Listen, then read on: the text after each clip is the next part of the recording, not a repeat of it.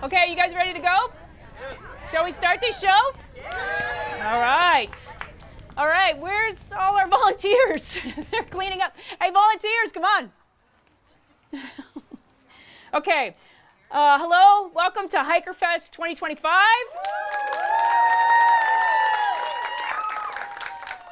I'm Ann Funk, and on behalf of all our volunteers, I want to say that we're glad you all turned out for our 11th annual hiker party. Every year, Karen says to me, it feels like it's the best Hikerfest we've ever had. And this year is no different. She already said it. I saw her last night. She goes, I feel like this is the best. This is the best. And it's true. Everyone kind of lives up to that. Okay, so we've got 130 of our good friends here and 6 online. 7 online. Breaking records. All right, say hello to the people online. Hi, Beth. Hi, Caitlin. Hi, Hanky. All right, so we've got friends. We've got ice cream. We've got a record number of video submissions, which is cool.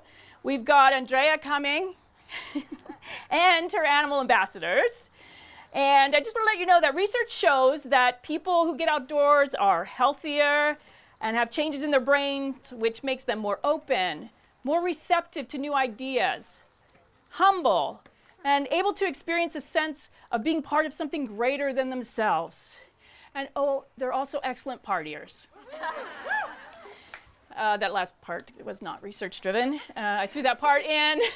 That was based on an 11-year survey of one person. That would be me. But I'm glad you're here. Just some housekeeping items. The bathrooms are lovely, and they're down in cabin 1. And that phrase is not usually associated with any of our other backpacking events. So take advantage. Your safety is our priority. Is Val here? Oh, good. Oh, you want to stand up, Val? Go ahead and stand up. Okay, so Val's our first aider for tonight if you need anything urgently. Let's be careful and give her the night off so she can enjoy herself too. Use your flashlights on the pathways and hang on to a friend if needed to avoid injury. Just a note, there are hazelnuts in the chocolate bars. So if you have any issues with that, please, first of all, don't eat them. And second of all, let the people around you know. Okay? Thanks, Val, for doing that. We're a Leave No Trace group. We've enjoyed our ice cream and snacks, but tonight, as always, if you pack it in, pack it out. That's right. Okay, some quick intros and thank yous. We have had a lot of generous people helping us with Hikerfest tonight. So let's see. In the front row, is Cindy Moore here? She left. What? Yeah. She gave me the ice cream and she left. God darn it. Okay, well, she's known as the songbird of our council, and she's been involved in a lot of property things from like the beginning of time. And so we appreciate her coming out. Joan Forbes, you're here. Yay. Joan Forbes was the waterfront director at Camp Tapawengo, which was before Wanaka. Okay, around 1960, she was in charge of the waterfront there. So she's since re-engaged with us and has made some generous donations to our backpacking program to help defray some of the cost of speakers and also for gear. So thank you, Joan.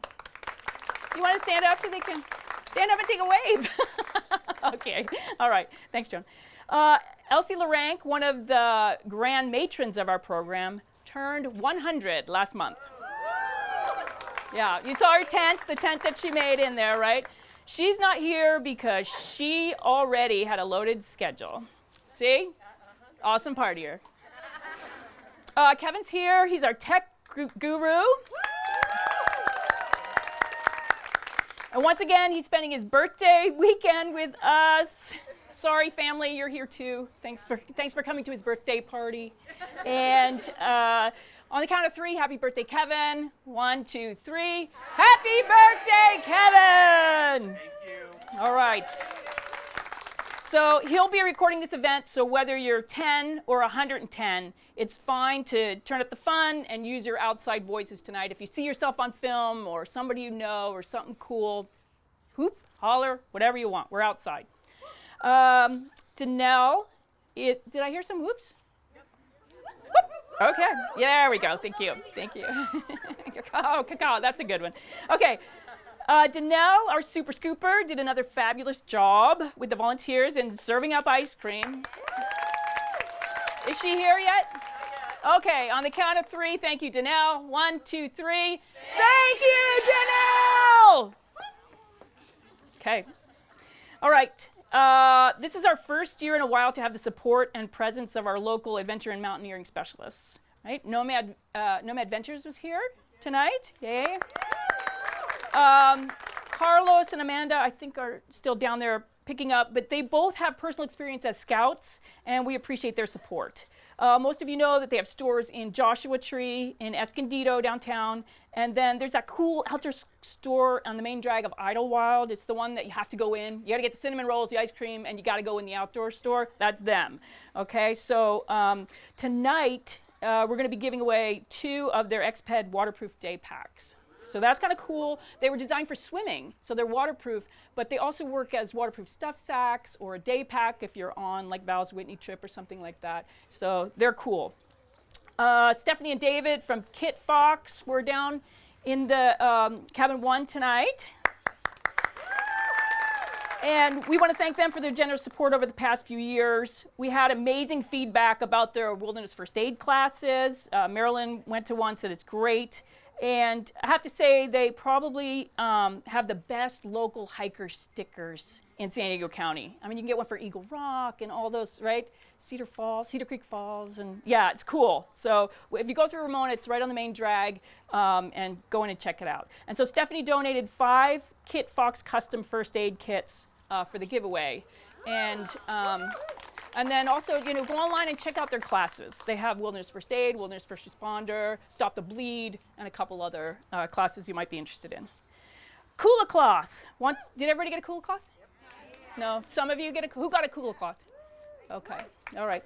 Kula cloth once again donated 50 Kula cloths and an invitation to her record-breaking daily dance party.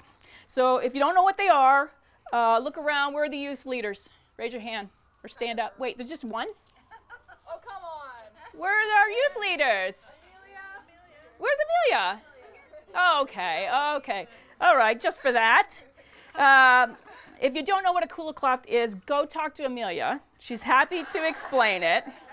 To quote Kula, it starts and ends with peeing in the woods, but the real magic is what happens in between. If you know, you know.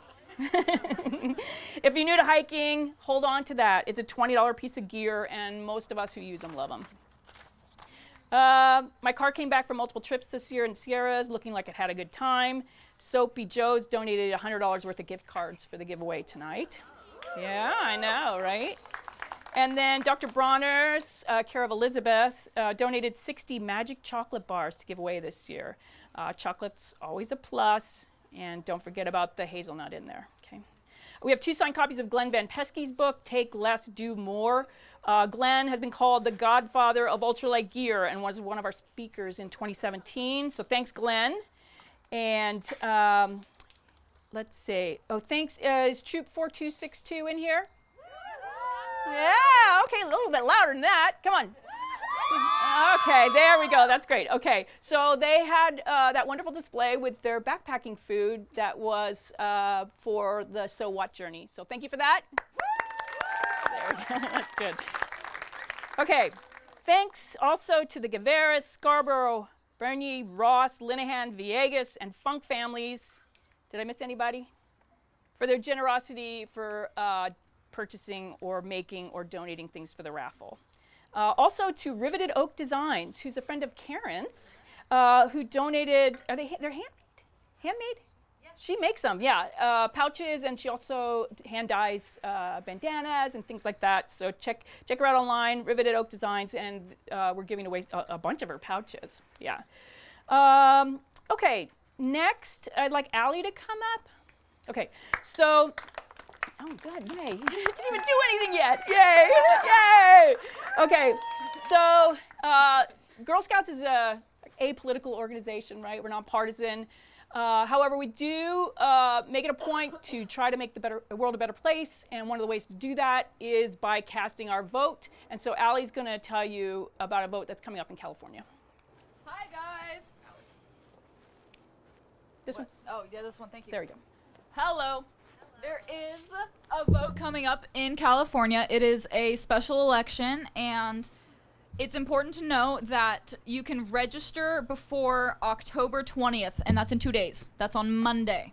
So if you are of age or, close to being able to register to vote, remember to do it before October 20th. And the last day to vote is going to be November 4th, so next month. Don't forget. It's super important that everyone votes. And, yeah, have fun. Do you remember about the, what about the 16 and 17-year-olds? So, Oh, yeah. So yeah, they can register earlier. You guys can pre-register. So say, you Use can the do it a microphone. lot through the You can do it a lot through the DMV. Anytime you go to get your driver's license or your permit, there's also usually an option to pre-register to vote, before you're 18, and it sets you up for the future. You automatically get mailed ballots and everything like that. So it's, take advantage of that opportunity. Yeah, and it's set up so that you can register to vote, and then you don't have to wait. Like when you turn 18, you can vote. Okay. Did you vote last year? Did I vote? Oh, Yes. I shouldn't call you out on that if you didn't. But No. I'm sorry. I did vote last year, and it was great. Was it your first presidential election?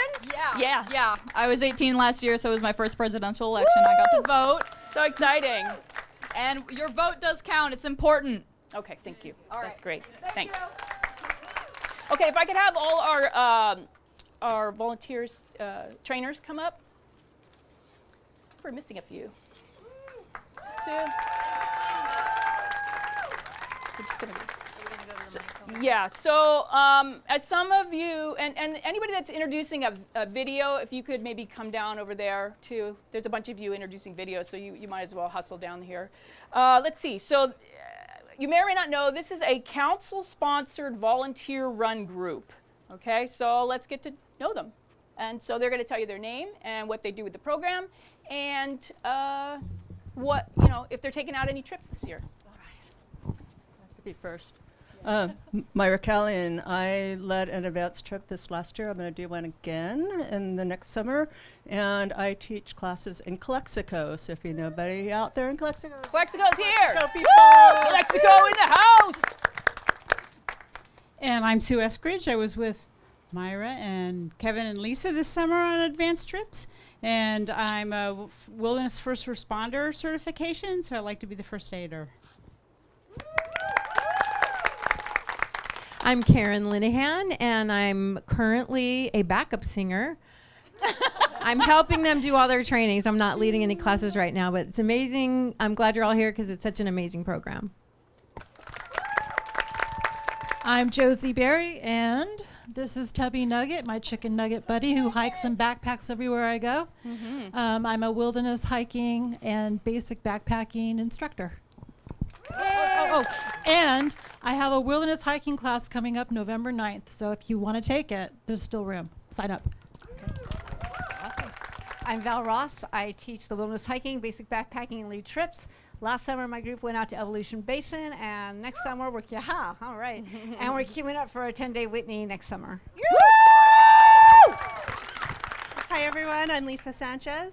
I do the wilderness hiking, the basic backpacking. I'll be going to Granite Spring in the spring, and also advanced trips, and so I'm looking forward to seeing you all in my classes. Hi folks, I'm Kevin. This last summer I led the fabulous Minarets trip. Let's hear it for the Minarets trip. Yeah, that was amazing. And this spring, I'm leading basic backpacking with Val. I am teaching wilderness hiking in December. I'm not planning to lead an advanced trip this year, so we're going to make a really great one in 2027. The other plug, though, is that I do teach wilderness first aid, and our next class is going to be coming in April. So after cookies, right after your taxes are done, you can come learn wilderness first aid April 17th through 19th. Am I on? I'm still on. I'm Ann Funk, and I'm your host for Hikerfest. And also, I co-lead or first aid for some of the advanced trips and help with the wilderness hiking and basic backpacking. So, your volunteers, your lovely volunteers. Not present tonight would be Anna, Marilyn, Erica, and Karen H. And Nancy. And Stacy. Stacy's on YouTube. Oh, good. Hi, Stacy. Stacy. Okay, great. Thanks, guys. Okay. Let's see. We want to say thanks to Kelly M., Kelly C., and Julie and her team at customer service for providing council support for our program. It'd be really hard to do it without them. Are there any council staff members here tonight? Come on in. It's fine. Oh yeah. Oh, you guys. Yeah, you can come in anyway. Get out of here. No. No council. Okay. All right. Now we get to play. Okay. So let's see. We want to get to know the crowd a little bit. So how many of you, it's your first time here? Raise your hand. Okay. So if you have any questions, you saw your trainers, you saw your youth leader, Amelia. There are more, really. Oh, is she? Okay. All right. And let's see. Okay, so that's about half the crowd. So who's been here, done that before, knew you could have seconds on ice cream already? Raise your hand. You've been here before? Yeah, okay. And then the rest are other. I don't know. I don't know who they are. They came over the fence from Scouts USA or something. Okay, let's see. Youth leaders. Wait, there's more than one. Where's Annie? Oh, right in front of you. Okay. Are you not a youth leader? What the heck? How do we miss that? Okay. Youth leaders stand. That would be you. Come on out here and stand. Youth. Yeah, you too, Elle. Okay. All right. I want to just say thanks to our youth leaders. They're really the face, two faces of the program. And it's something that you don't necessarily see with other programs. It's kind of unique to our program.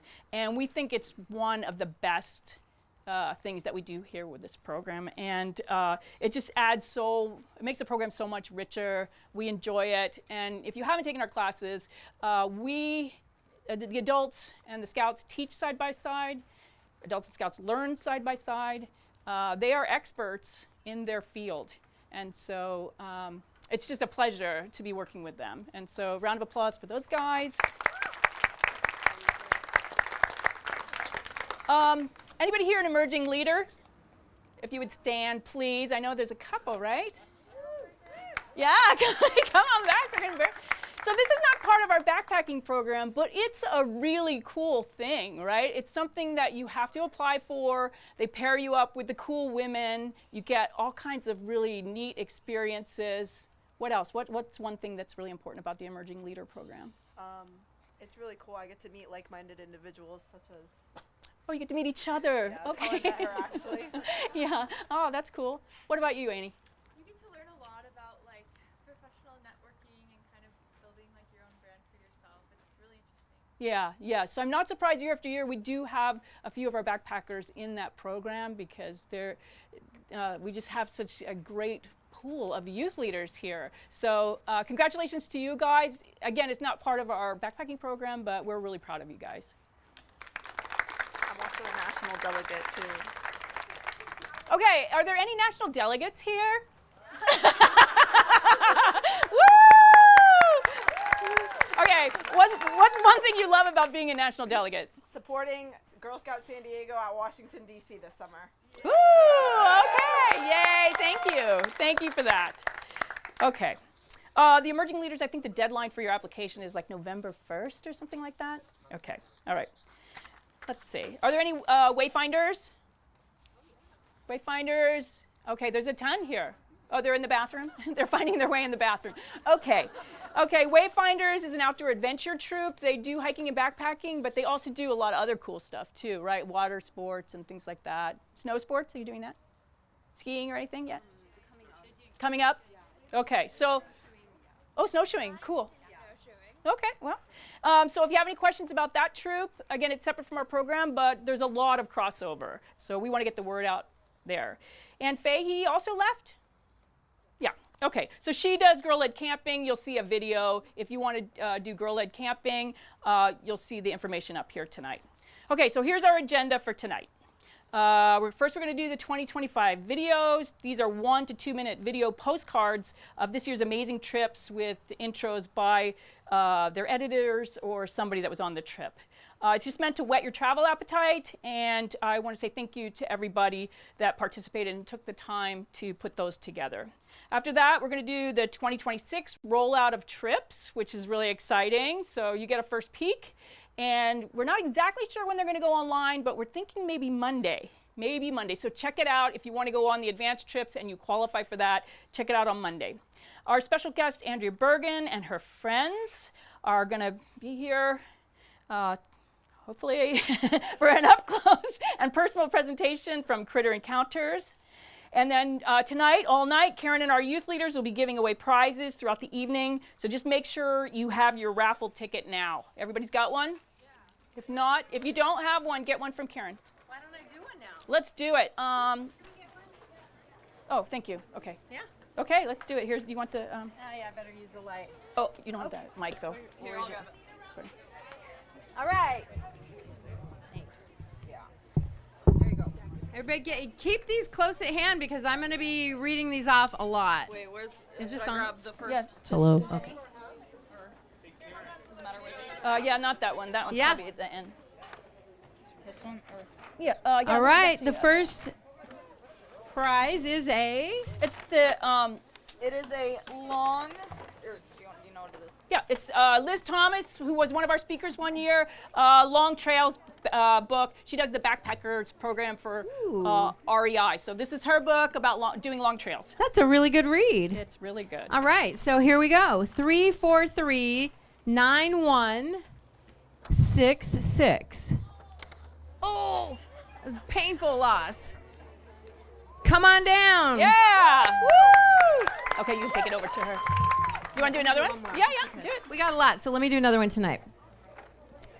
All right, what do we got? We have Trailtopia beef stroganoff and a life straw. All right, good trail stuff. All right, 343-9254. Yay! Who is it? Okay, great. Okay, are you guys ready to get started with the videos? Yeah, okay. So, is Jen Straley here? Oh, Jen, you came. That's cool. Hi, Jen. It's good to see you. Okay. All right. So go ahead. You can. It's you. You're doing Tournament Blanc. You okay, just so introduce. My name is Jen, and I took the basic backpacking with my daughter, Rebecca, and we used it as a, I don't know, oh, it works. So, hello, there. I gotta get really close.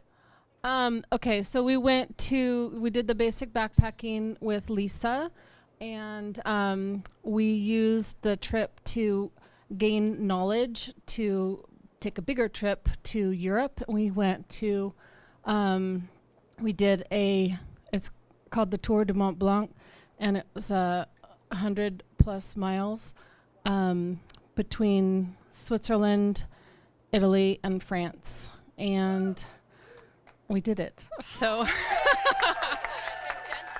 so I put a little video together about our journey from basic backpacking to the end.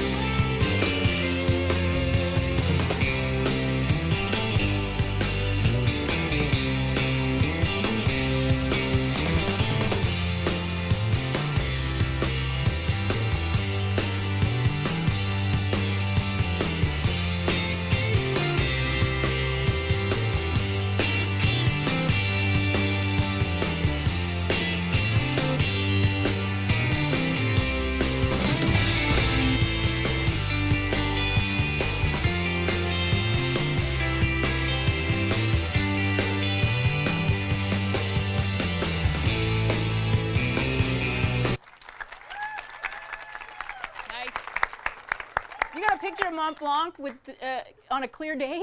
You saw the top. You saw the top. Nancy, is Nancy here? Okay, Nancy and her daughter took some trips, 2 trips this year. The first one is Banff in Canada. It is cool. Come see that. Can you see the pictures? You guys are good?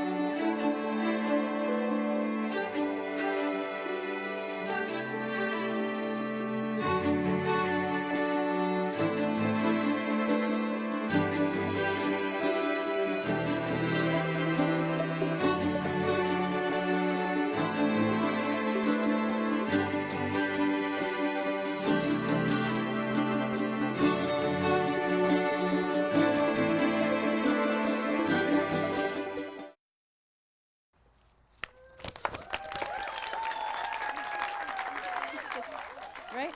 Eagle Rock? Hi. Hello. If you don't know me already, my name's Elle.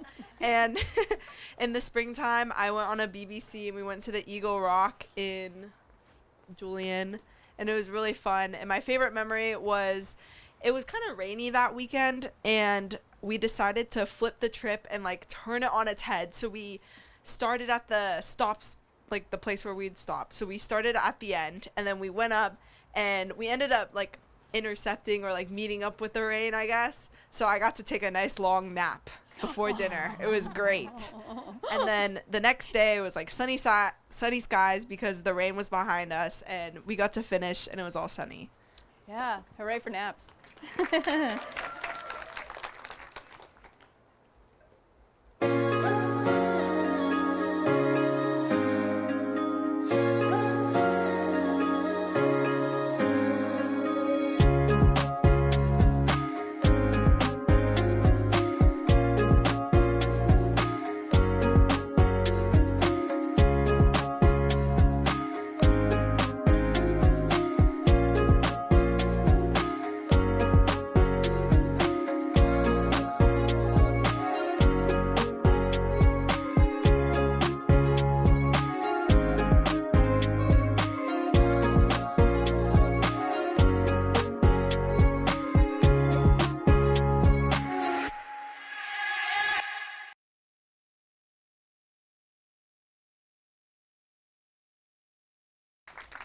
Carolina?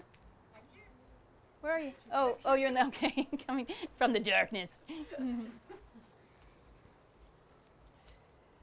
Hello, I'm Carolina Pinheiro. I took the wilderness hiking course and the basic backpacking course. I was in the Eagle Rock trip. I love the rain. It was great. And I learned a lot. I did a 12-mile hike in Sapa, Vietnam, and I'm preparing next week to go to the Camino of Santiago in Spain. Woo! Thanks for being here.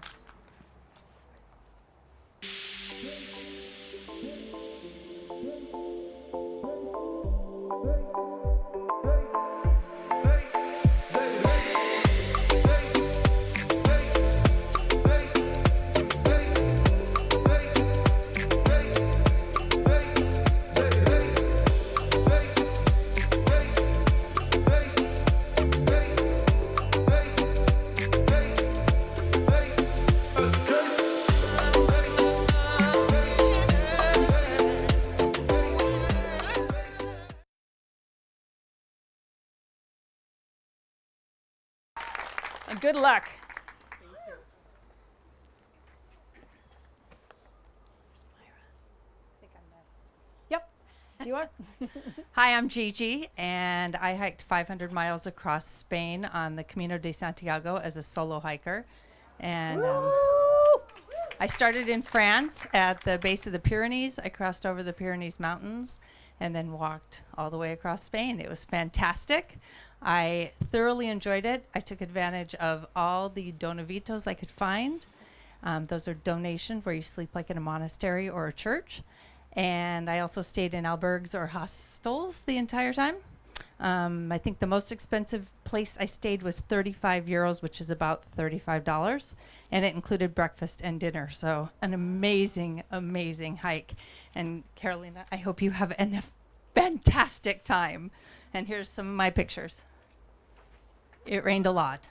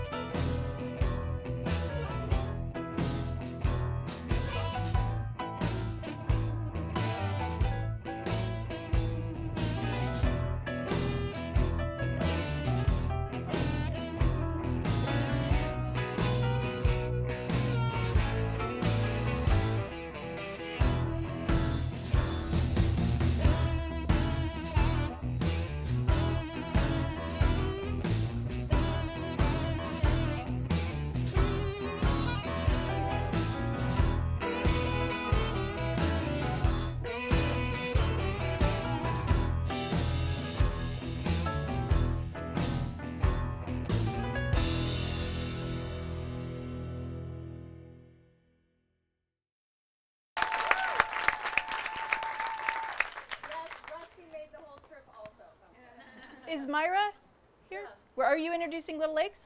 Not really. Oh, who is? Who? Oh, okay. Just roll it. Okay, where is she? Okay. Would you mind going to meet? Yeah, she should be in the parking lot in the back. She said her ETA is 7:36. Thanks, Selena. Right up to the microphone.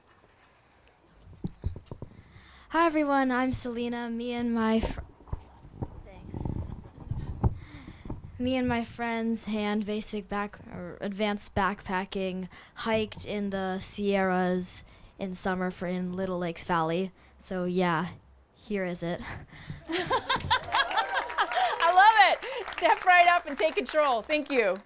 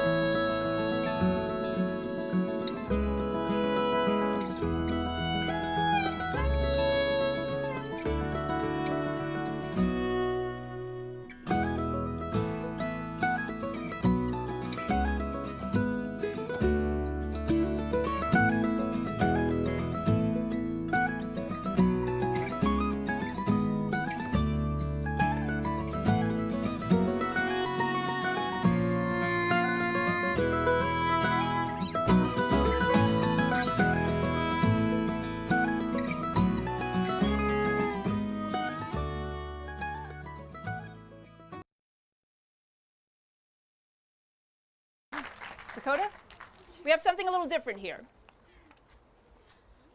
Oh. Good evening, everyone. My name is Dakota. You have to get right up on the microphone. Oh, okay.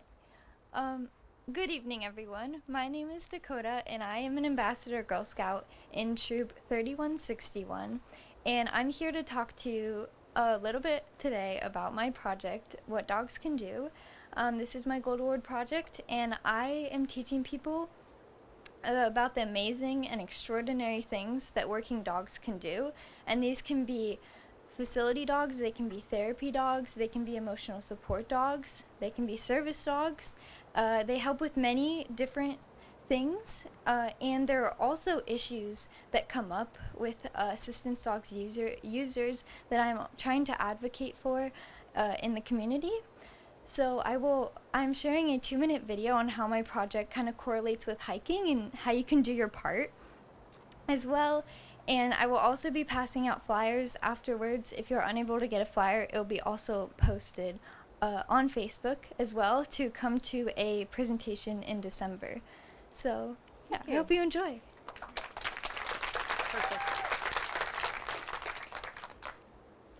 Hi, my name is Dakota, and I'm an ambassador Girl Scout working on my Gold Award project called What Dogs Can Do.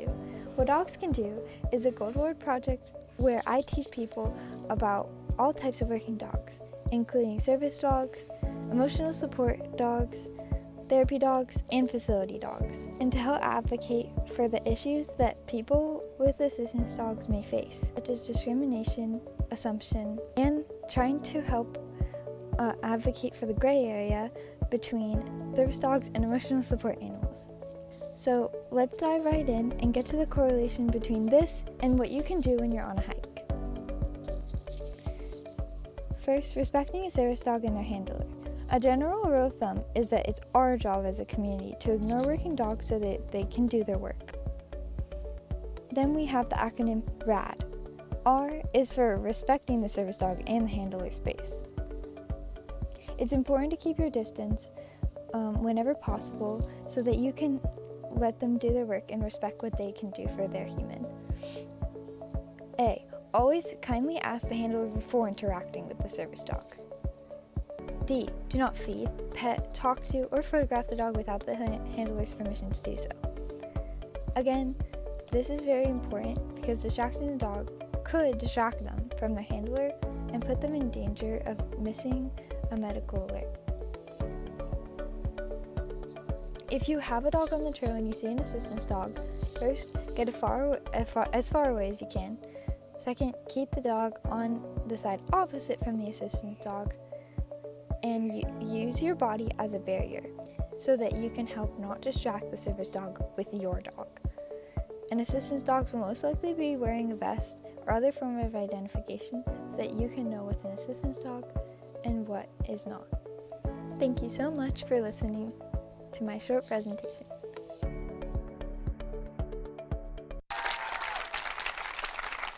Very nice. Thanks, Dakota. Aurora.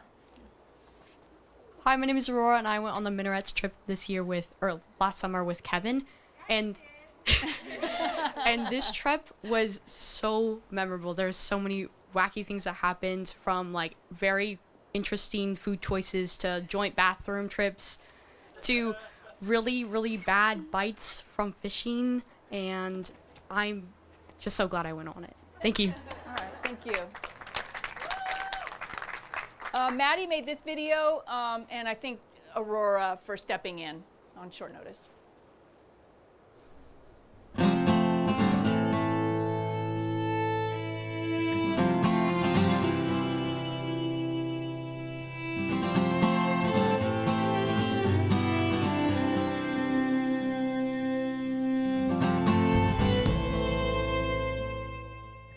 In here, there was post pile.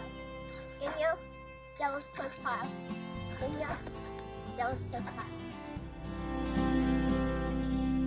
She'll lie and steal and cheat and beg you from her knees, make you think she needs it this time. She'll tear a hole in you, the one you can't repair. But I still love her, I don't really care. When we were young, oh, we did enough. When it got cold, ooh, we bundled up. I can't be told, I can't be done. It's better to feel pain than nothing at all. The opposite of love's indifference. So pay attention now. standing on your porch screaming out, and I won't leave until you come downstairs. So keep your head up, keep your love, keep your head up, my love. Keep your head up, love.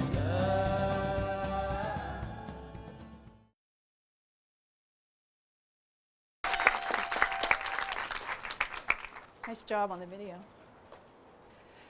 Okay. Hi, I'm Josie, and this is Speedy again.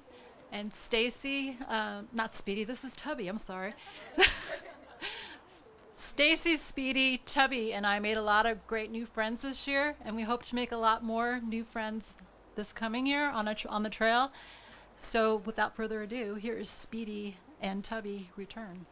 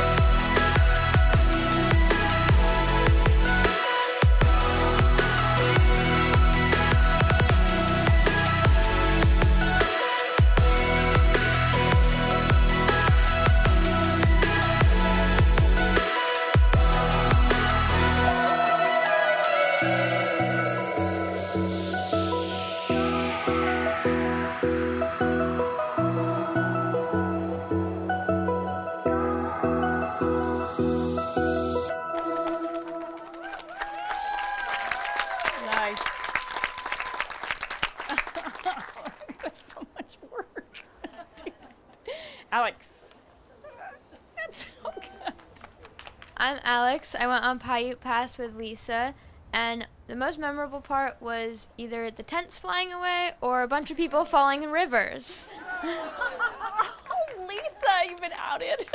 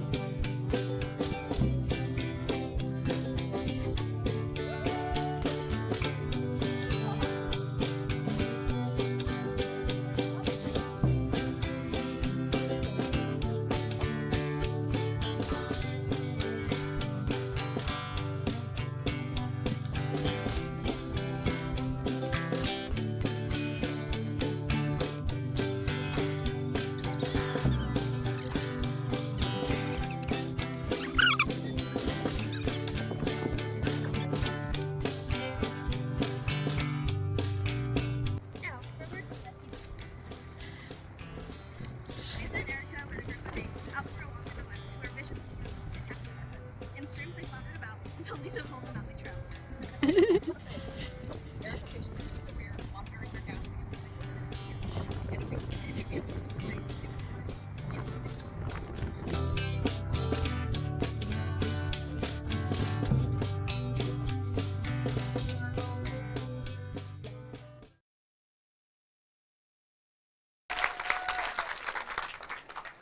Nancy, still not here. Okay, so again, Nancy and her daughter, who went through our program, also went to Iceland this year.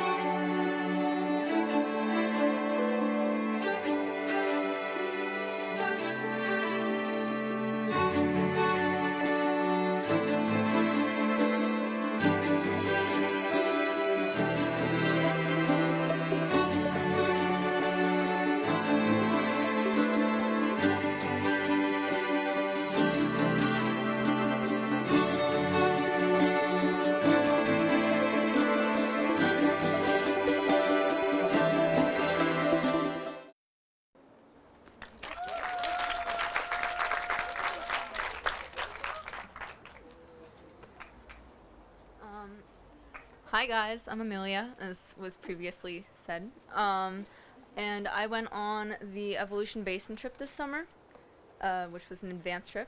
I think it was really chill.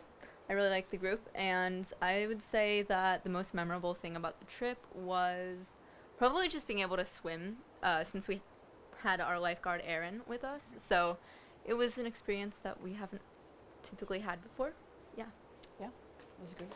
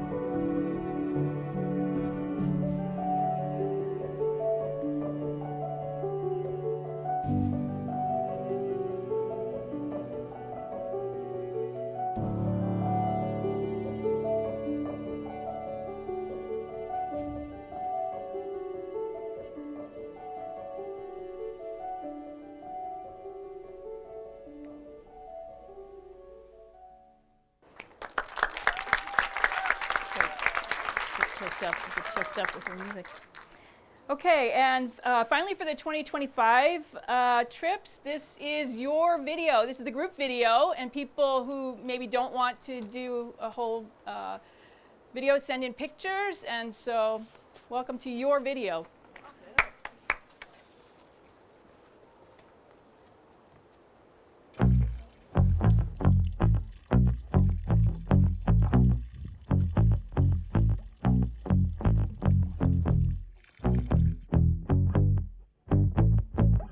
I like digging holes and hiding things inside them. When I grow old, I hope I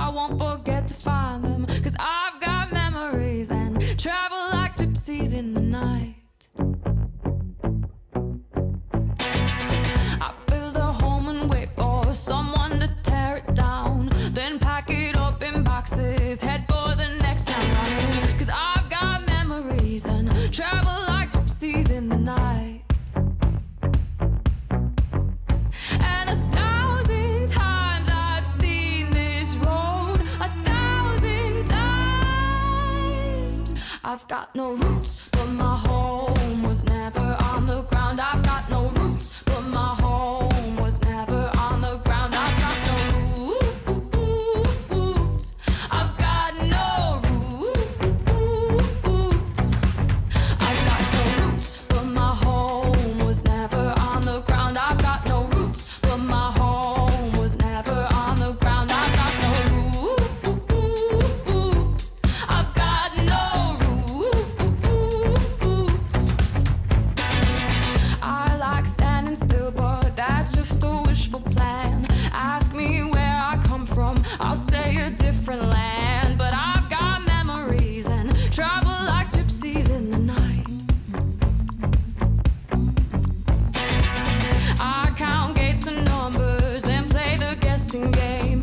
It's just a place that changes, the rest is still the same. But I've got memories and travel like gypsies in the night. And 1,000 times I've seen this road, 1,000 times. I've got no roots, but my home was never on the ground. I've got no roots, but my home was never on the ground. I've got no roots. I've got no roots. I've got no roots, but my home was never on the ground. I've got no roots, but my home was never on the ground. I've got no roots. I've got no roots.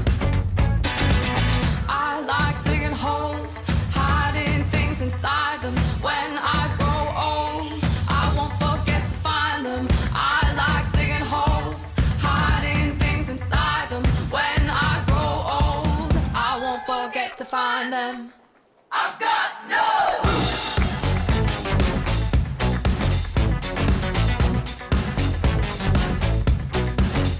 No roots.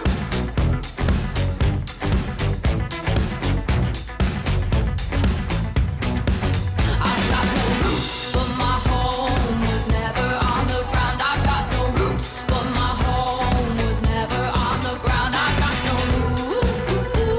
roots. I've got no roots. I've got no roots, but my home was never on the ground. I've got no roots, but my home was never on the ground. I've got no roots. I've got no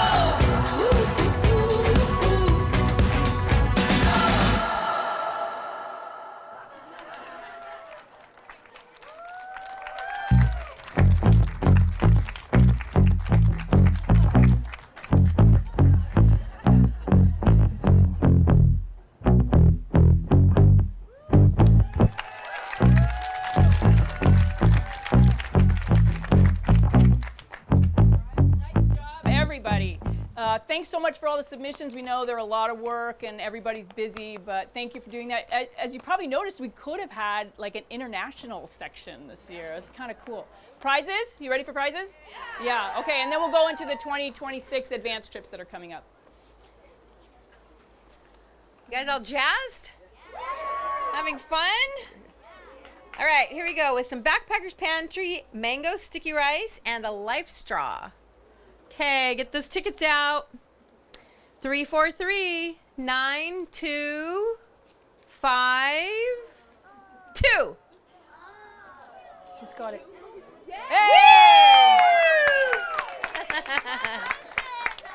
Let's do like 30 more. Must be present. Must be present to win. All right, what do we got? We have enamelware mug, hand warmer, riveted oak design pouch, and other stuff. It's a good one. That's other stuff. All right, 343-926-5. All right, woo!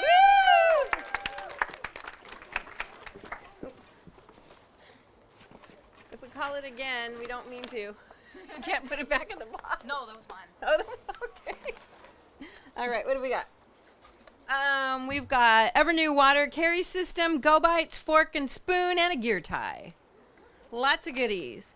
All right, 3439, 1, 8, 6. All right. You got a good one, Ann? Yep. Let's do it.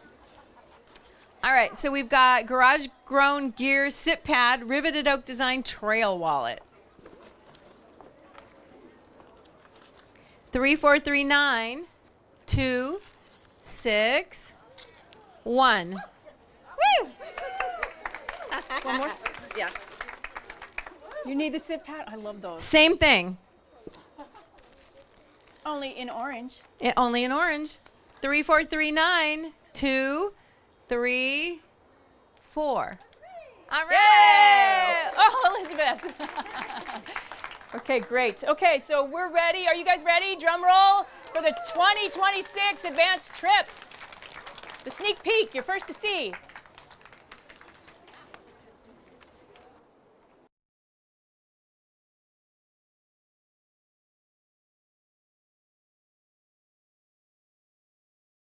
Camping. I love the mountains. I love the rolling hills. I love the flowers. I love the daffodils. I love the fireside when the lights are low. Boom-de-yada, boom-de-yada, boom-de-yada, boom-de-yada. I love the mountains. I love the rolling hills. I love the flowers. I love the daffodils. I love the fireside when the lights are low. Boom-de-yada, boom-de-yada, boom-de-yada, boom-de-yada, boom-de-yada, boom-de-yada, boom-de-yada, boom-de-yada. I love the mountains. I love the rolling hills. I love the flowers. I love the daffodils. I love the fireside when the lights are low. Boom-de-yada, boom-de-yada, boom-de-yada, boom-de-yada, boom-de-yada, boom-de-yada, boom-de-yada, boom-de-yada. I love the mountains. I love the rolling hills. I love the flowers. I love the daffodils. I love the fireside when the lights are low. Boom-de-yada, boom-de-yada.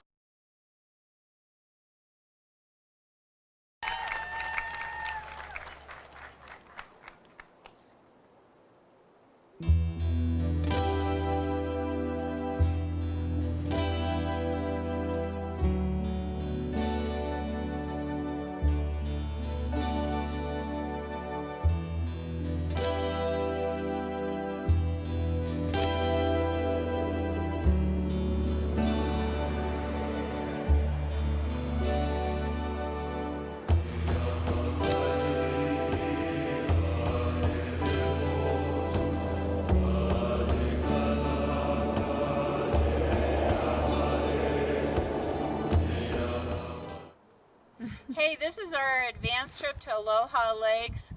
It's one of my favorite places to go, and I got to bring girls here for the first time, and I want you guys to hear what they thought of it. My favorite thing about this trip was everything. From the drive up to the scenery, the hiking, the company, the weather, the swimming. It was really fabulous. Great opportunity. On this advanced backpacking trip, I learned some new card games and some backpacking meals.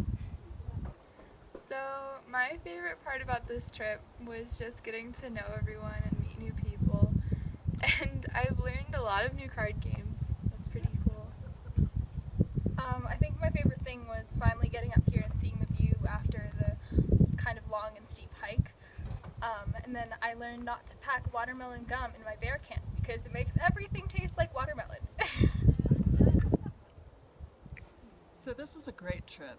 Having the girls come out here and see this place for the first time, and to see them cooking their meals, pumping their water, going on great hikes. It's been an awesome opportunity for all of us.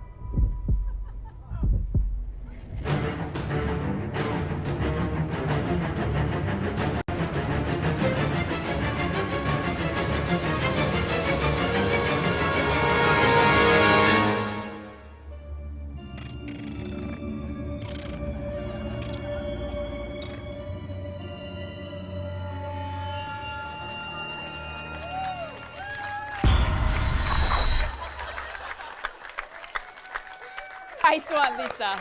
Nice. Who wants to go on that one? Oh, yeah. Oh, funny. Karen, you want to do prizes? Allie, do you mind helping her out? Can I get one other young person maybe that would cut first? Oh, All right, here we go. She's hiding. Okay.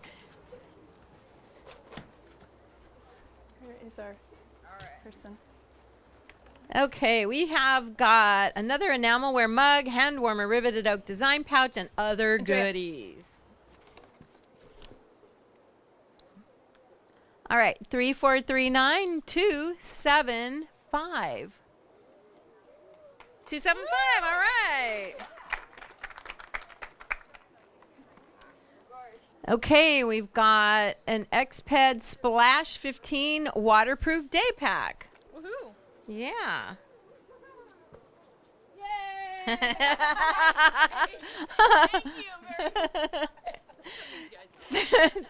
Thank you. Oh, that was supposed to be one of the grand prizes. Sorry. Okay, so don't leave. 3439302. Woo!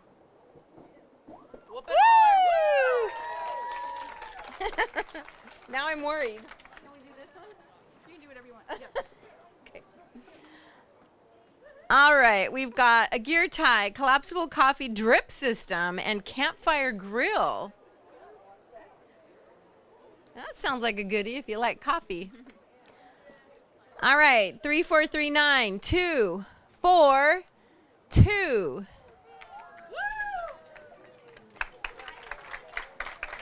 Ooh, that's a heavy one. Ooh, this is a gigantic book, 100 Nights of a Lifetime by Stephanie Vermillion. She was going to come as a speaker, but she's out making her next book, taking photos for her next Wow. book. Yeah, she does all nighttime things. Oh, that's right. This is a grand prize. They're all grand. I wish I had a ticket. 3439195. 4.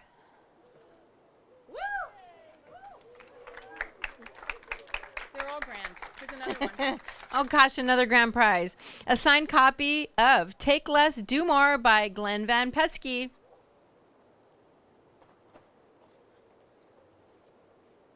All right, here we go. 3, 4, 3, 9, 2, 3, 0.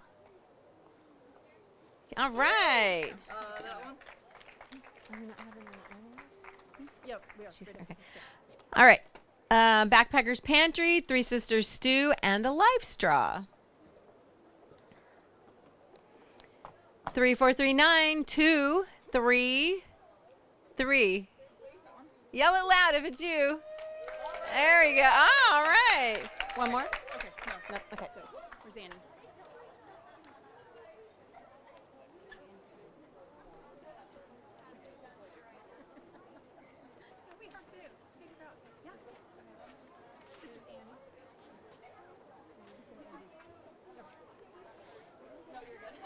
Okay, so time for our guest speaker. Andrea Burgan is the CEO, President, and Director of Critter Encounters. With over 30 years of hands-on experience working with exotic animals, Andrea is deeply passionate about animal care, rescue, and humane education. Her journey began at the San Diego Zoo Safari Park, where she was trained as both an educator and animal keeper through the Zoological Society of San Diego. Today, Andrea focuses on rescuing and adopting tractable exotic animals, those comfortable with human interaction, and sharing their stories with people of all ages through meaningful close-up encounters. Andrea's work has been featured across a range of media outlets, including a national commercial for Cahoot's Feed and Pet, YouTube's Animal Bond Academy, and television appearances on The Donnie and Marie Show, The Howie Mandel Show, and The Ellen DeGeneres Show. Please join me in welcoming Andrea Burgan and her animal ambassadors.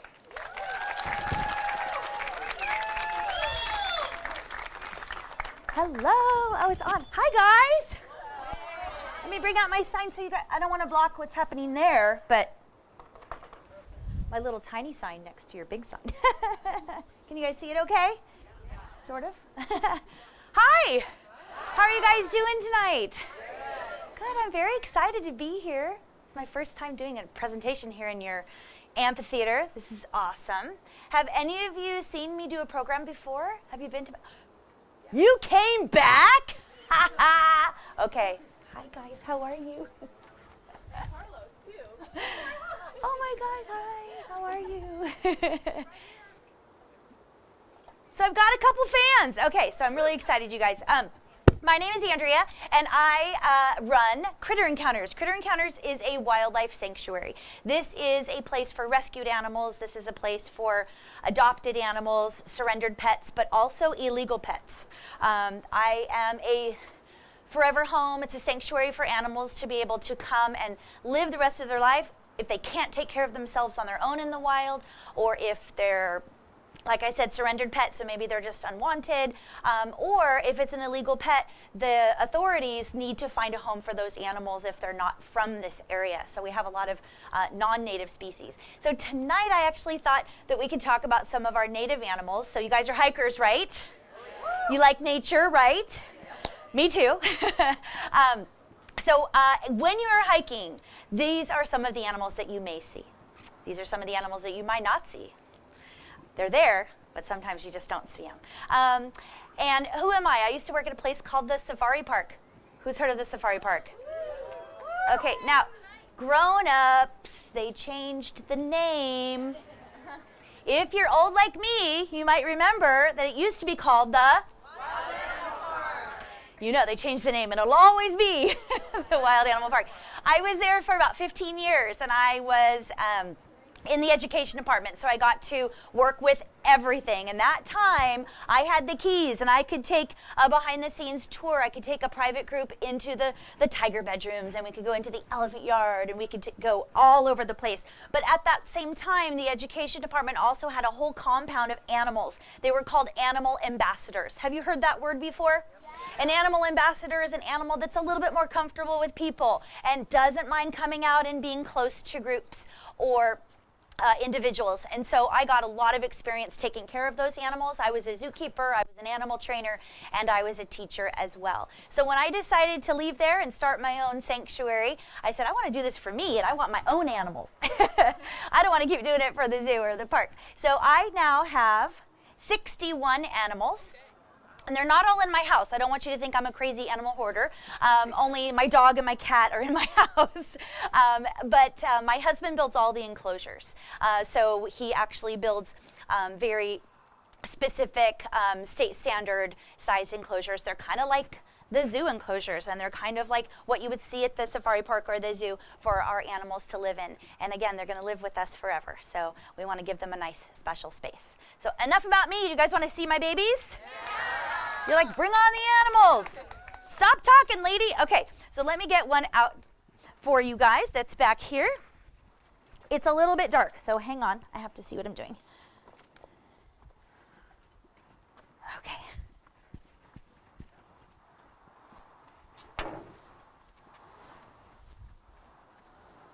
Talk about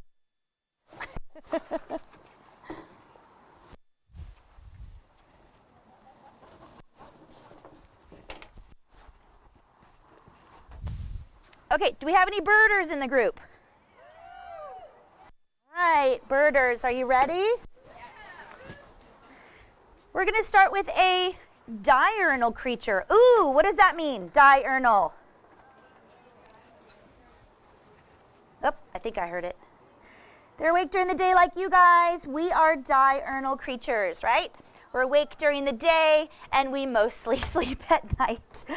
This little girl is probably asleep right now because it's so dark, but I'm going to try to get her out for you guys. Come on, baby. Come on out. All right.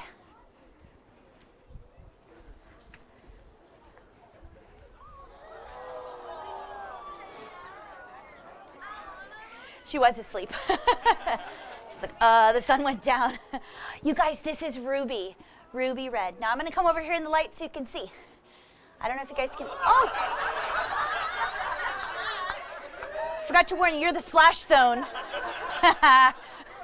Should have warned you. Can you see her tail in the light over here, you guys? She's got a big, beautiful red tail. So this is a red-tailed hawk. This is a bird that you will see if you are hiking during the day, okay? They are all around the San Diego area, and this is the second largest hawk that we have in our county. Red-tailed hawks are the ones that you will see on the lamp posts and the freeway signs. You know, when you're driving on the freeway and you see one sitting on the signs or the fences. Oh, just getting all fluffed up for you for pictures. Whew. Do you know why they do that? Fluff, fluff, fluff.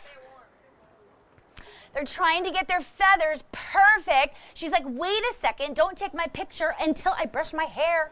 I want to look good for cameras. No, that's actually for them to place all of their feathers in just the right place. They want to shake them and put them all right back in where they're supposed to go, because if she needs to take off and fly, she wants to be perfectly ready for that. I'll kind of walk up and down so you guys can get a little bit closer to her. Can you see her now? The light's a little weird here. It's kind of hard to see her. Can you guys see her or no? Flash is okay. Okay. So Ruby is around 7 years old, and she is what we call imprinted. Have you heard that term before?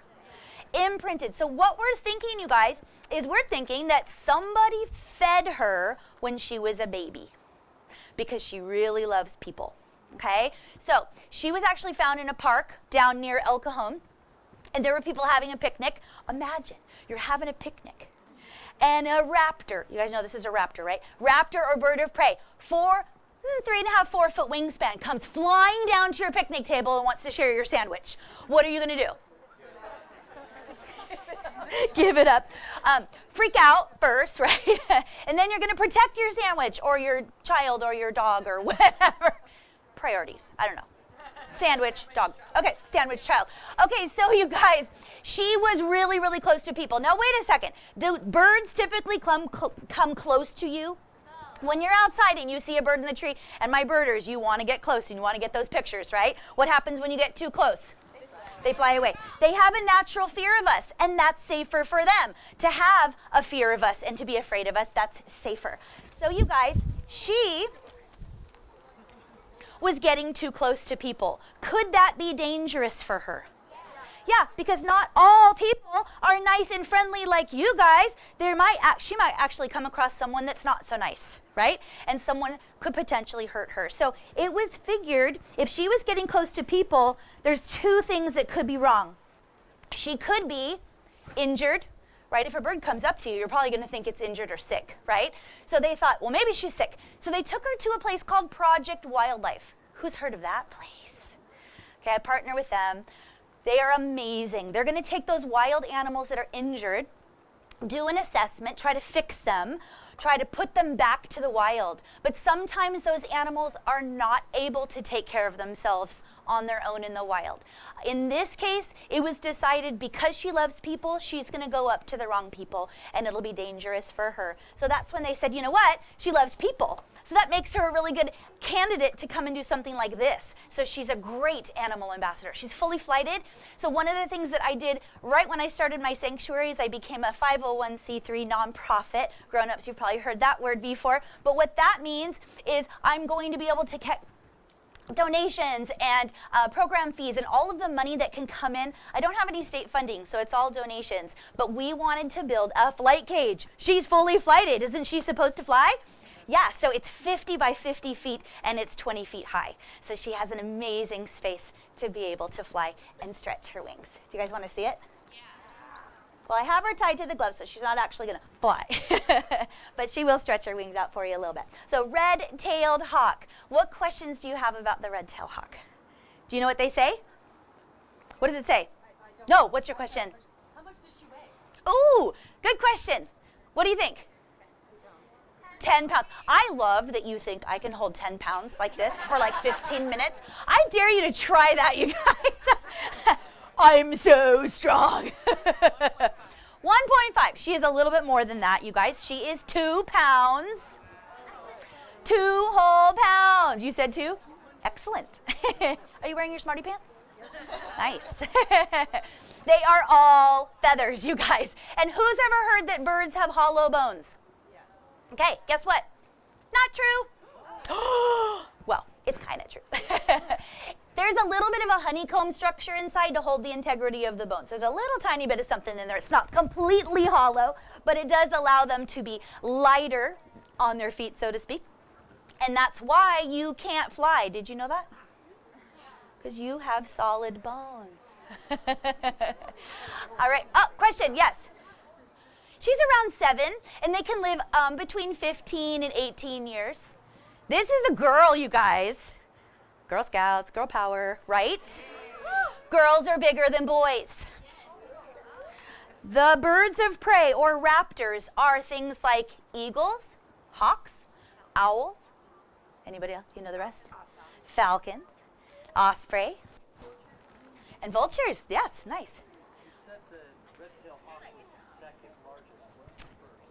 I love that you were paying attention. Thank you. You caught that. It's called the ferruginous hawk. Sometimes they migrate through. They're not here all the time, but when they come through, they're much larger, and they're black and white. So if you see a really big black and white hawk, it's the ferruginous. So the girls are almost twice the size of the boys. So if you see a little hawk about half this size, it could either be a boy, well, let me say it differently. It could be a juvenile or an adult male, because they're all the same size. The adult males and the juveniles are about the same, yeah. But the girls keep on growing. Why are the girls bigger? She's not fat, actually. She's only 2 pounds.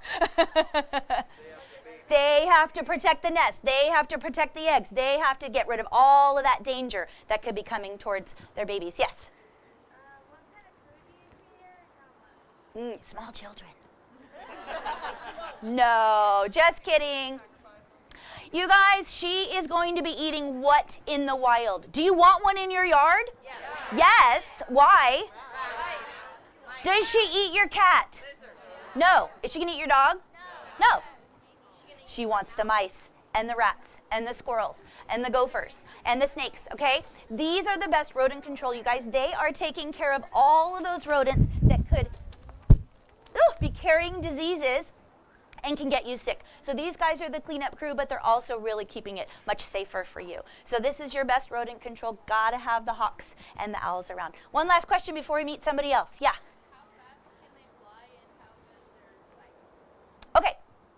How fast can they fly? I'm going through the Rolodex of all the fast numbers in my head, and I can't think of it right now. It's not the fastest, right? Because you know the fastest is the Peregrine falcons. They're at like 200. They're not flying that fast. I would say these are the ones, because they're sitting on the freeway signs and they're sitting on the lampposts and they're sitting on the fences, they want to be close so they can do a pounce, okay? So they're not doing the deep dives. They're not getting up to top speeds. So they're just not flying fast. But they can only fly during the day. They have day vision. We call it, sometimes you call it night vision, right? And you can see at night. So these guys are not seeing at night. In fact, I go in to feed her sometimes. If I just miss when the sun goes down, I'm like, I gotta go feed Ruby. So I got the headlamp on, right? And I go inside and I'm like, here it is. I'm shining the headlamp on the mouse, right? And she's like, what? I can't see it. They cannot see in the dark. So just so you guys know, if it's starting to get, the sun is starting to set, you're going to see hawks flying around. They're looking for that place to rest for the night, because once they get to that spot, they have to stay in that spot the whole night. They cannot see in the dark, so they can't fly to another location. That has to be the best spot for them. So they're kind of searching right around sunset to find that best nesting spot, or the best spot to just rest for the night. Yeah? So something larger, like maybe an eagle. They're not going to eat a hawk, though, but they would probably fight for territory and fight for food and things like that. Now, if she's on the ground, then she's fair game for lots of things on the ground, right? A mountain lion, a coyote, a bobcat, things like that could try to swipe at her and maybe get her, but they're pretty fast. All right, you guys. Oh, one more question. Does she have any children? She does not. That's a great question, though. No babies for her. She came in and she was already an adult. I mean, she might have had babies out in the wild, but I'm not sure. We found her isolated and by herself. So, all right, you guys, say bye, Ruby.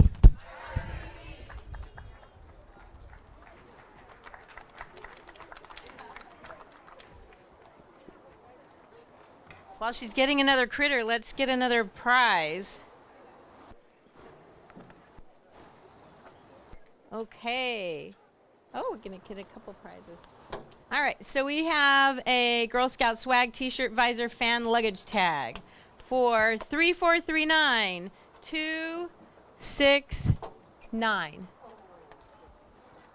Anybody? I know some people. All right. All right, and here we've got another signed copy of Take Less, Do More by Glenn Van Pesky. For ticket number 3439285.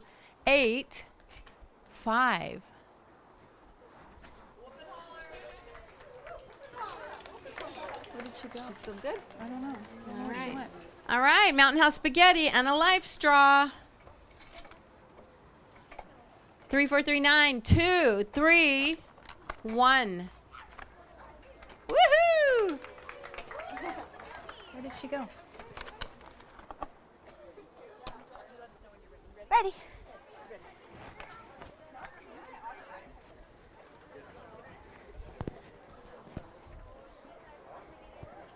All right, you guys. We're going to move away from the daytime.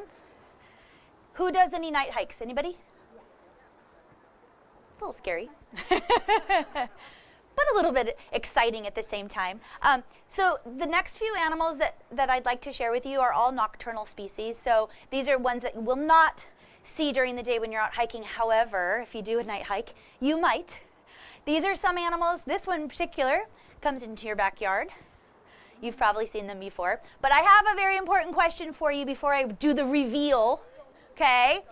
Who has heard the word marsupial? Ooh, I love it. Okay, keep your hands up. Keep your hands up. Who remembers what it means? Oh, look at that. They all go down. Okay, I know you know. Let's give one of the kiddos a chance. You know what it is? What's a marsupial?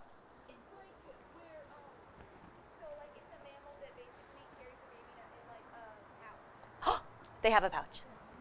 I have a pouch. Can you think of a marsupial? Kangaroos, koalas, wallabies, wallaroos, wombats, sugar gliders. Wait a second, those all live in Australia and New Zealand. We have a marsupial that lives right here. It's the opossum, you guys. And her name is Marcy, the marsupial. Marcy the marsupial, do you want to come out and see everybody?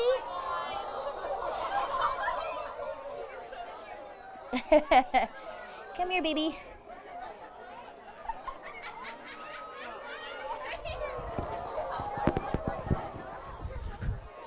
He's gonna go straight up to the top. All right, you guys. They have earned a really bad rap. It's okay. This is a safe space. Grown-ups, is there anyone out there that's not really a huge fan of the opossum? It's okay. Okay. I'm not going to throw eggs at you yet. Okay. But you're my target audience. You're who I'm talking to, okay? So you guys, they are one of the most important animals you need in your yard, okay? I'm telling you, they are amazing, okay? First of all, look at this cute little face. Can you see it? Oh my God, look at that face. It's so cute. How could you not like the opossum? Okay, they have this amazing tail, right? We call it a prehensile tail. Everybody say prehensile. Prehensile sounds like pencil. Prehensile means they're gonna grip and grab. Do you see her grabbing my finger? Okay, this is gonna help them climb. Do they have any hair on their tail?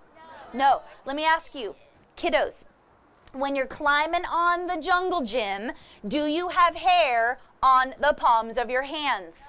No. Does that make you slippery or grippy? Grippy. You guys, if she was covered with hair like any other normal animal, her tail would be slippery. This is going to help her be grippy, and so she can really, really hold the branches and help her from not falling. Okay? So that's really, really important. How many babies can they have? Lots. What do you think? Yeah. How many babies? 9? That's a lot of babies. They can have a lot. You're right. They can have up to 13. They are the size of a grain of rice when they're born.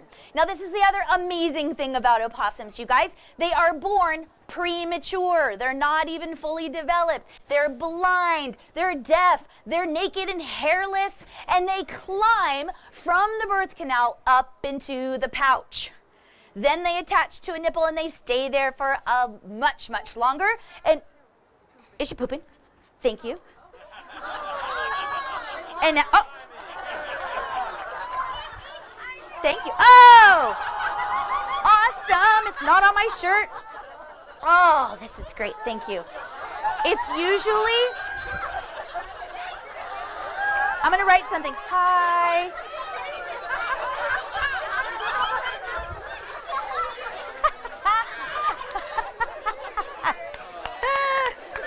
I have to tell you a story. It's usually down my back. I can't tell you how excited I am that it was out here. Okay, you guys, that was amazing. Thank you. Thank you for not being all over me. Okay, guys, that was funny. And it kept going. My gosh. I know, you can't really tell what I wrote. All right, you guys, what was I saying? The babies. Oh, hello. They stay in the pouch for a while. Then they're born once they get old enough, okay? And once they get too big, they're going to fight each other for space in the pouch. That's when they climb out and hang on to her back. Have you ever seen the pictures of a mama with like 7 or 8 or 9 babies and they're all hanging on? That's why she has this long coat so they can grab that hair when she's walking and they don't fall off, okay? Do you want one in your yard? Yes. I heard it. Yes. What are they eating? They eat fleas. They eat ticks. They eat mice. They eat rats. They eat rattlesnakes. They are immune to the venom, you guys. They cannot get sick, and that is amazing. Wait a second. They're eating ticks that can give us Lyme disease. They're eating rattlesnakes that can kill us. The next time you see an opossum, I want you to say, thank you, opossum. They're doing an amazing job to keep us nice and safe, you guys. Pretty cool, right? Yeah. No. She's probably not going to attack you because guess what? They don't attack. Who's heard of anyone being attacked by an opossum? No. Come on. Who was attacked by an opossum? Tell me this story because I don't believe you. See, don't believe everything you read. Don't believe everything you read. You guys, who has had this experience though? You open up your back door and you see an opossum and you go, ah! And she goes, ah! Okay? But they tend to go like this, right? They're going to open their mouth. They're going to show you all their teeth. They're going to hiss. Okay, first of all, if you hear a hiss in the wild, what are you going to think of? A snake, right? So that's pretty cool. If she opens up her teeth real wide, she wants to show you all of her teeth. They have more teeth than any other animal on land. Okay, you guys? They have 50 teeth. That's more than the mountain lion. That's more than the coyote. That's more than the human. Okay, you guys? So if she opens up her mouth, she wants you to go, 1, 2, 3, 4, 50. Whoa, that's a lot of teeth. And then what do you do when you see an animal showing you all their teeth? Where do you go? Back inside your house. And guess what? She's like, yeah. All I had to do was show my teeth, and they ran away from me. So that is an excellent defense. Are you going to pee on me again? All right. Okay, you guys, they have been on our planet since the dinosaurs, okay? So if nothing else, we have to respect that they're true survivors. They've been here a long, long time. Let's see if we can get you back in your little pouch, okay? Come here.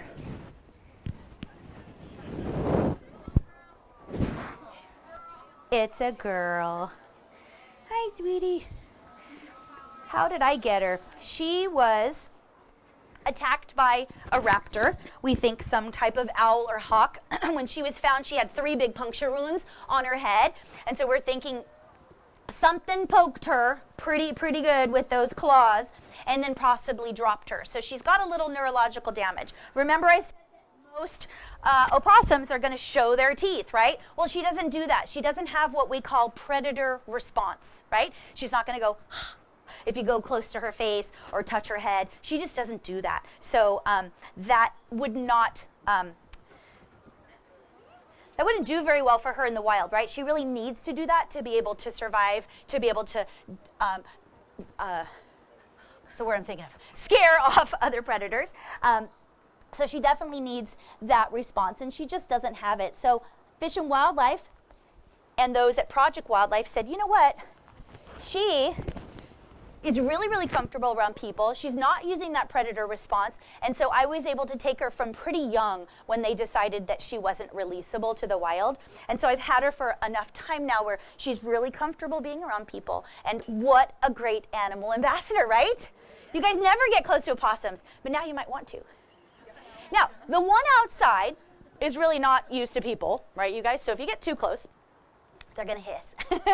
And they are going to show their teeth, but they're probably not going to attack you. So you don't have to worry. Walking down the street with an opossum, no problem, because they're not going to attack you, okay, you guys? And what's the big myth about them? Oh, no, it's got rabies. Is that true? No, you guys, they can't carry rabies. We say they carry babies, not rabies. Their body temperature is too low, so rabies can't survive. Pretty cool. They do one other thing that's pretty amazing. It's kind of disgusting, but I think it's awesome. Playing possum. Remember hearing about that? What does that mean? Playing dead.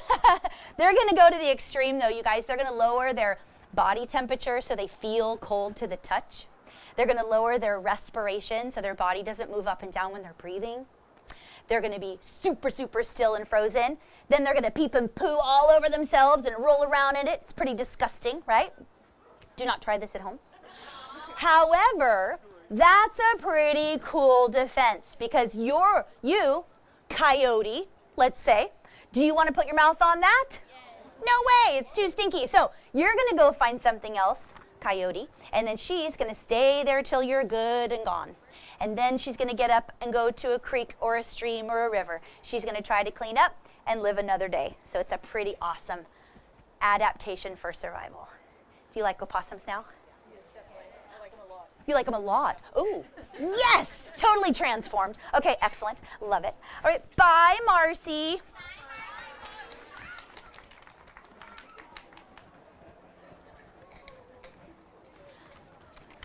Don't step in the poop. I'm coming to clean it up. Okay, Hold prize on. time.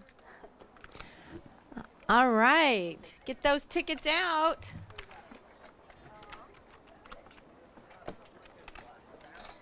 All right, enamelware mug, hand warmer, riveted oak design pouch, and other stuff.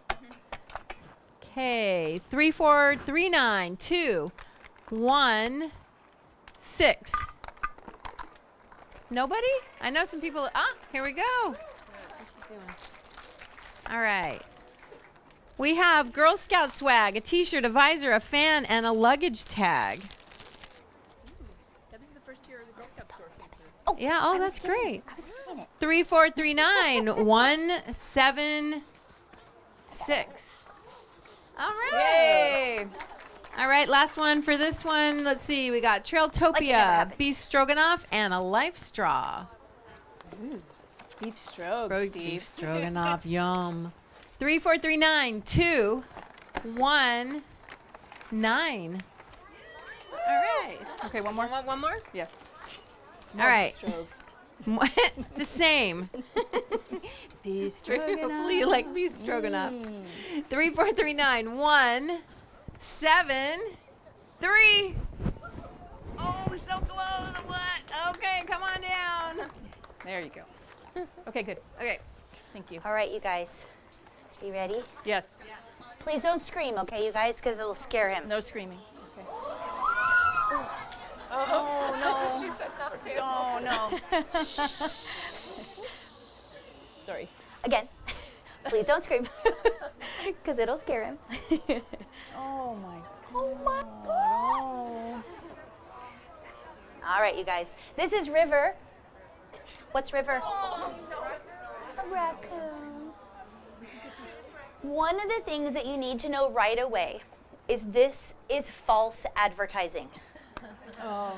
This looks like he is really sweet and kind. Well, he is, but it looks to you like, oh, maybe I want to go get one too, right?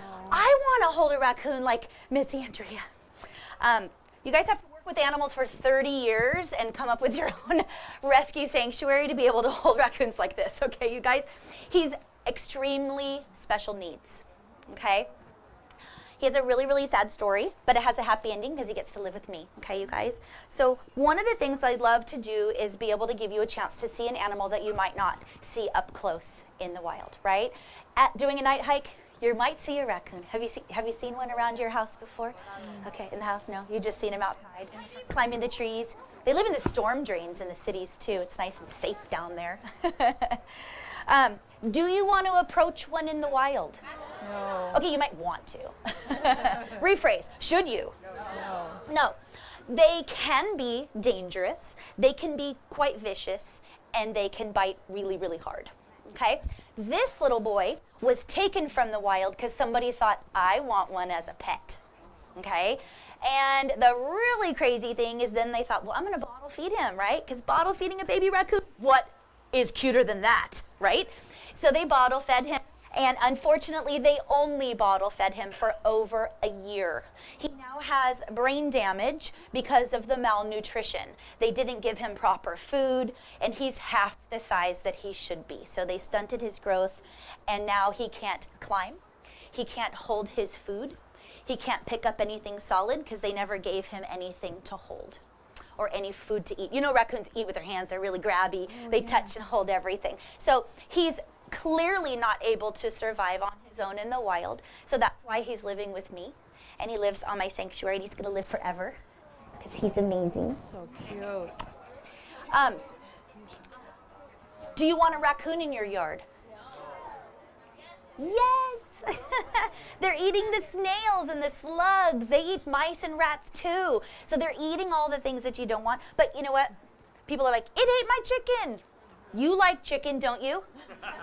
Duh, they like chicken too.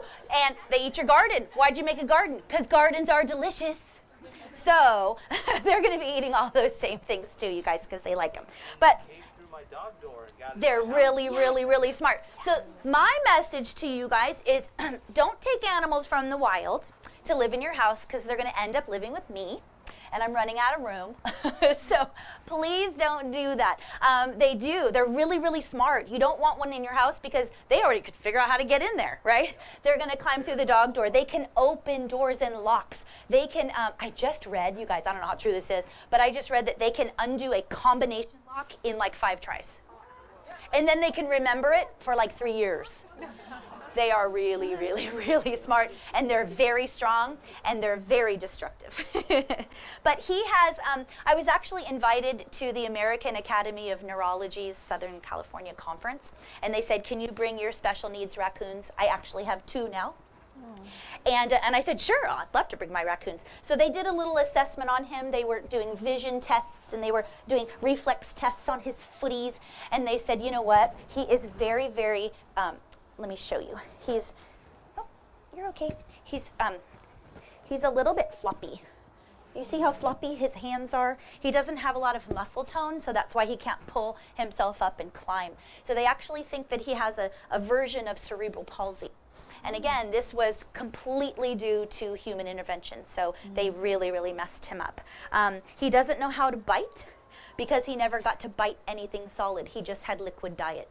So just now, in the last 6 months while I've had him, he's moved to little pieces of cooked chicken and meatballs and little mice and pieces of strawberries and grapes and things like that. So he's starting to eat little pieces of solid food, and we have to hand feed him every night and every day. He eats twice a day. It takes about 2 hours to feed him in the morning and about 2 hours to feed him at night. So it's very, very time consuming. Most sanctuaries don't want to take on special needs animals, right? It's just too much work. So let me explain. Most sanctuaries don't have a special needs animal. That's why this is a very, very rare case where we get to hold one, because usually they're just euthanized in that situation. So the fact that we have a nice safe place for him to thrive and develop on his own, at his own pace, and take care of him, it's pretty cool to use him as an animal ambassador, because then you get to see a raccoon up close. Would you like to touch him, Allie? Sure. Okay. What I want you to do is touch the bottom of his footies and tell everybody how soft they are. They're like velvet. They're extremely soft. And that's because their best sense is their sense of touch. Did you guys know that? Their sight and their sight and their hearing and their smell is all about the same. It's just average. But their sense of touch is exactly how they explore their world. So think of them almost like a blind person. They're touching everything to be able to figure it out. So they hold things. They put their food and things in water. You guys have seen it, right? It looks like they're washing their food, and then everyone says, oh, they're so cute, they wash their food. They are not washing their food, you guys. They could care less if it's clean. They are putting their hands in water to soften the skin, to soften dry skin, to soften calluses. If they soften it in the water, it's going to help activate the nerve endings in their skin. They have 10 times the nerve endings we do. And if they activate those, they touch and recognize things that they've eaten before. They can recognize food items and explore their world. Do you want to touch his little footies? Here, let me hold him like this.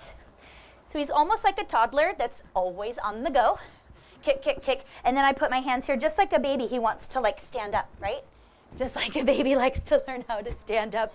He doesn't, he can walk and he can kind of run a little bit. Can we touch his footies? Yes.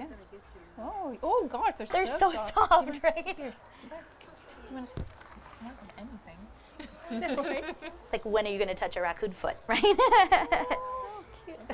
So they usually live around 5 to 7 years, you guys. And I'm always surprised at how our mammals that live here, our native species, a lot of them don't live very long, right? How long does an opossum live? Do you guys know? 1 to 2. Oh. 3 is very, very old for an opossum, you guys. So yeah, they age really fast and really quickly. Everyone say bye, River. Bye, River. Now I feel kind of bad for him. I went from not liking him to feeling kind of bad. Oh no, raccoon. I've had him in my house. Yeah, I'm not invited. But. Get your ticket. No. Okay, we've got an Exped Splash 15 wait, water. that's the never grand mind. prize. It is the grand prize. Give those away. All right, Hydro Pack filter cap riveted oak design zipper pouch. That's your friend. Yep. 3439 218. All right. This is the Kit Fox custom first aid kit. Kit Fox first aid kit. Yay. Thank you, Kit Fox. All right, 3439 219. We've had people leave. Do we have to draw another one? 219? 219. Okay. 207. All right. Okay, here we have a bee-free water filter. I love these. No, these are awesome. This is a really good gift. Jack, you need to win this. 3439 300. Yay! That's a good one. Did someone say Kit Fox? Okay. Did you say Kit Fox? Yes. Oh! Just so happens. You guys, this is not a Kit Fox. Does anybody know what kind of fox this is? Fennec fox. Okay, everybody say fennec. Fennec. If you ever get confused, it's neck. Fennec. Spelled weird though. F-E-N-N-E-C. Where are they from? Are they from here? You are not going to find one hiking here, you guys. You have to hike in the Sahara. I don't recommend it. It's pretty hot. The Sahara Desert up in Africa, right? So you have to go to places like Egypt and Sudan and Chad. If I get too close, you know that's why I can't come over to you guys, right? It gets too loud. Sorry about that. So they are not from here. We do have foxes here though, so that's why I kind of wanted to make this connection, you guys. I don't have any local native foxes on the sanctuary right now, but I do have 3 fennecs. They were illegal pets. Okay, so the authorities found them. They said, shame on you, you are not following the rules. You need to pay fines.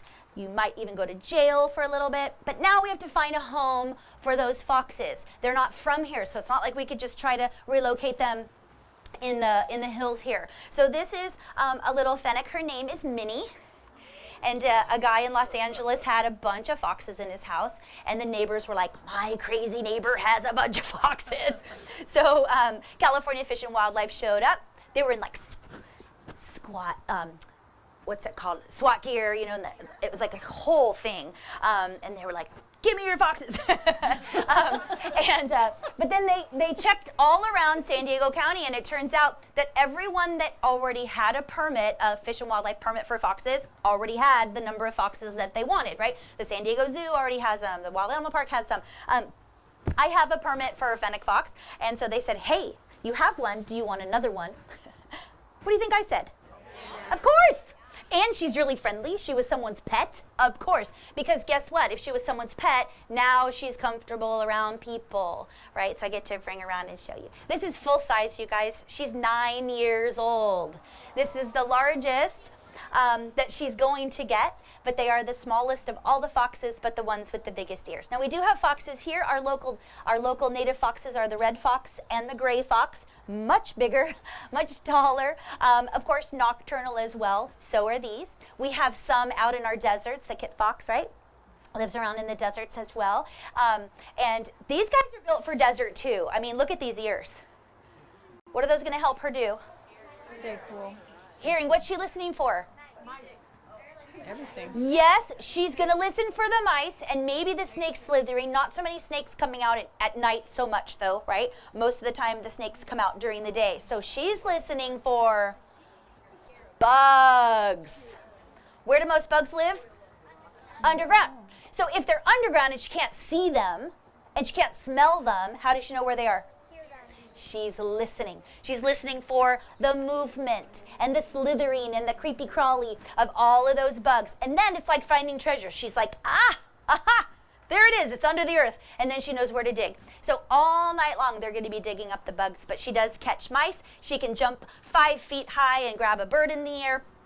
And they're incredibly fast. If you've ever seen those documentaries on Animal Planet or Discovery Channel, there might be one like Nocturnal Hunters or something like that, and they almost always feature the fennec fox because they're fantastic hunters. These ears are, of course, best for listening, but during the heat of the days, they can actually have most of the body, the heat that collects in their body can escape through their ears, so like an elephant, right? So we call these ear conditioning. It's a grown-up joke. All right, so you guys, the other thing is, I'm going to walk by so you guys can hopefully see it. On the bottom of her feet, she has all this extra fur. Can you see that? It's actually covering her whole entire pad. So do you have a cat or a dog at home? You can flip their foot over and you can see the little skin pads that they have on the bottoms of their feet. Look at this. You can't even see the pads, okay? They're completely covered by fur. What would be the advantage of having furry feet? What do you think? Raise your hand.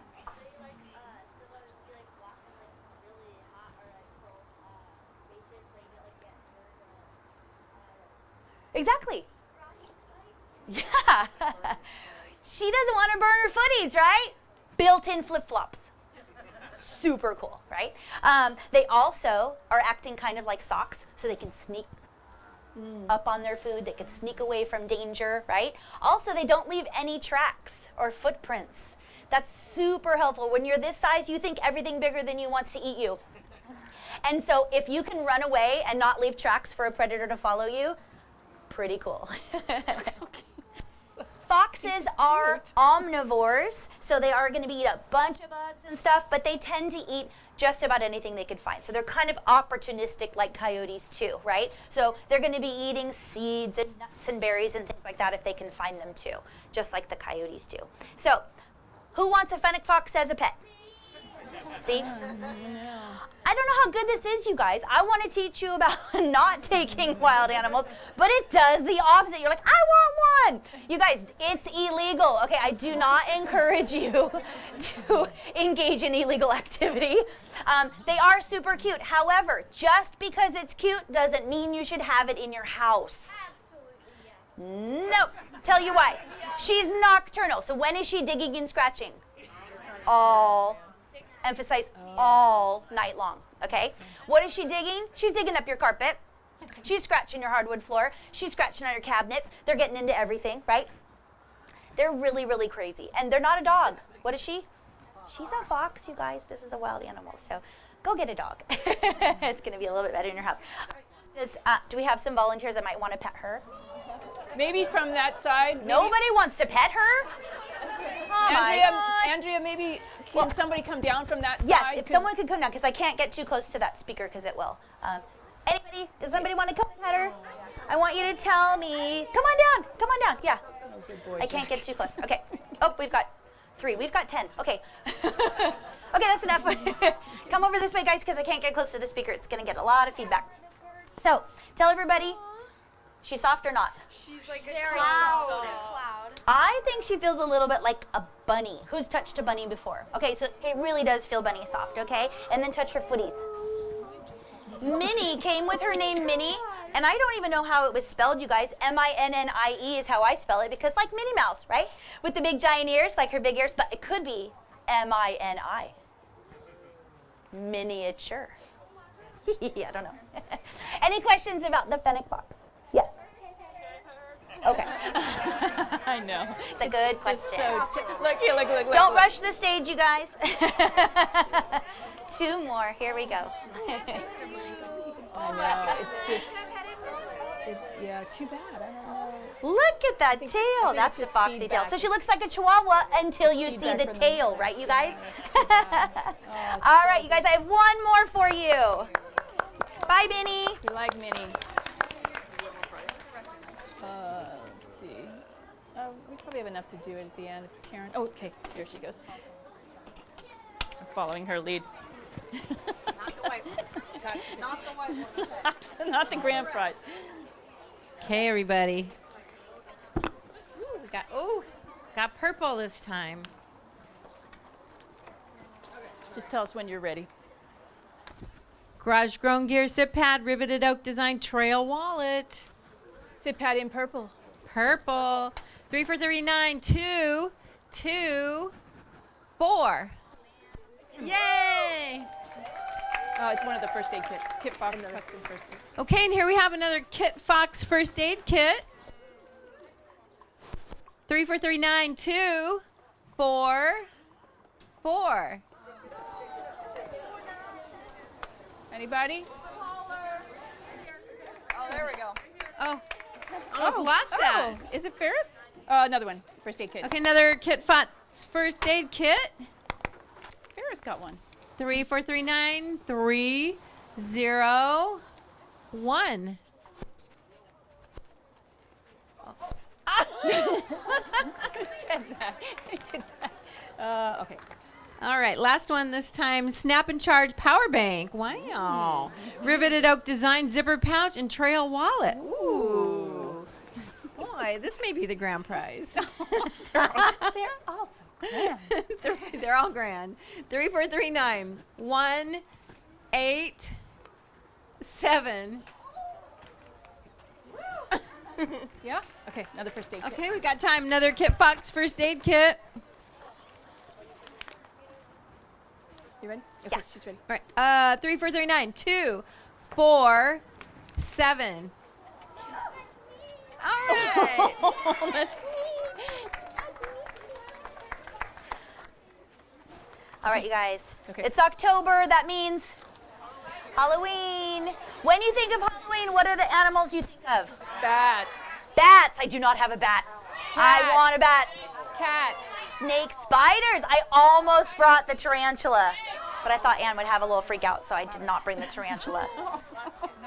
We do have tarantulas here. What else? Owls. What did you say? Owls. Oh. Wait. Hold on. Let me fix her for pictures. Lovely. Why, thank you. Oh, you mean the owl. Oh, get that every time. You guys, this is Willow. Hi, Willow. I say hi, Willow. What kind of owl is she? Do you know? What do you think? Great horned. Why is she called great horned? Does she have horns? They kind of look like horns. Do you see these? You guys, those look a little bit like horns. Those are just feathers, okay? And again, this is false advertising. Don't touch owls.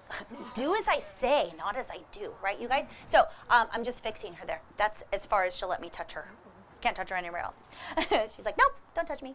So you guys, great horned owls are called that because it looks like they have horns, right? And on a moonlit night, if they're up in a tree and a predator just can see the outline or the silhouette of their body, they're going to look like they have these horns on the top of their head, and so they might get passed over for something easier to eat. So that's pretty cool. They also act as a little bit of a funnel to funnel sound into their ear holes. A lot of people think, well, if they're not horns, those must be her ears. You guys, they're not her ears either. They literally are just feathers. They're going to cut up the contour, the outline and the contour of her body a little bit too. So if she's hiding in the trees during the day, she's going to look like branches and sticks and leaves and things too. So that's really, really helpful for camouflage. So, but the ears are actually around the facial disc. There's a little tiny black circle. You might not be able to see it very well, but she's got a little circle around her face, and her ears are hidden underneath there. Do you guys hear with this part? Nope. What do you hear with? Inside, deep inside. So she doesn't have this, you guys. You don't even really need it. Do you know why you have this? So you can wear glasses. They don't need it. You don't need, oh, earrings. Right? So their ears are actually crooked, you guys. You're never going to see her ears unless you really, really get in there. I don't recommend you getting that close to an owl. Also, they're crooked, so they're asymmetrical. Ours are symmetrical. They're in the same place on either side of our head, but they have one up here and one down here. They actually do something called triangulation. Here's the question, though, you guys. Can they spin their head all the way around? No. No. Almost, though. Anybody want to say yes? That was a trick. Okay, you guys. Oh, she's doing it right now. On TV, it looks like they can spin their head all the way around, right? They actually can not do that, you guys. It would fall off, okay? They can turn their head 270 degrees, though. How many degrees are in a full circle? 360. 360. So 270 is like 3/4 of the way around, which is pretty cool, okay? That's pretty awesome. Do you want an owl in your yard? Yeah. Yes. Is it going to eat your cat? Nope. Is it going to eat your dog? Nope. They can pick up and carry half of their body weight. How much do you think she weighs? She's 3 pounds. She's heavier than the red-tailed hawk, right? Wow, yeah. So if she weighs 3 pounds and she can only pick up and carry half, your dog has to be teeny, teeny, tiny, or a kitten. And shame on you for having a baby kitten outside at night. You guys, Willow came to me because she was hit by a car. It happens all the time, actually. If you think about it, they're trying to chase their food, right? They have to come out of the safety of the tree to find the food. What does she want to eat? Does she want your pizza? Yeah. Your macaroni and cheese? Yeah. No. She wants the rodents too. She wants those mice and those rats and those gophers and the squirrels, right? So if that rat is running away from her, that makes sense, right? I don't want to get eaten. I'm a rat. I'm going to run for my life. She's trying to chase that rat. She has to come out of the safety of the tree. She's going to chase it. Let's say that rat crosses a road, right? She's not taught to look both ways, right, before she crosses the road. She also doesn't have peripheral vision. Check it out, you guys. Can you look, hold your head still. Can you look up and down and side to side? Yeah. Okay? We have all these muscles that help us move our eyes around. You can go, blah, blah, blah, blah, okay? They can't do that. Their eyeballs are fixed, they're frozen, they're stuck. They don't have peripheral vision. They can't look over here. How is she going to see the car? She has to turn her head, then she's lost the mouse. Bummer.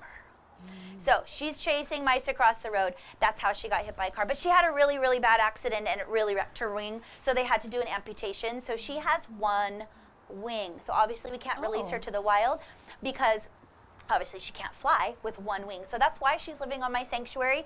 When an animal like this goes through that kind of experience, they had to have surgeries and aftercare and wound care and all these things. They've been around vet techs, they've been around veterinarians, they've been around people, right? So do you see how fairly calm she is? She's not like freaking out. She's not trying to fly off the glove. She's not trying to get away. She's quite calm around people because she had to spend a lot of time around people. And what we say is they've sort of habituated or just gotten used to being around people. So that's why she's a great animal ambassador. Do you want to see her one beautiful wing? Yes. All right. Do you know how big owls are?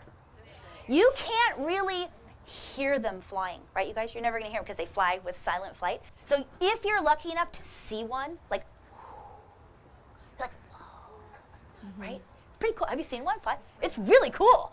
You're like, whoa. It's like magic. But where was I going with that?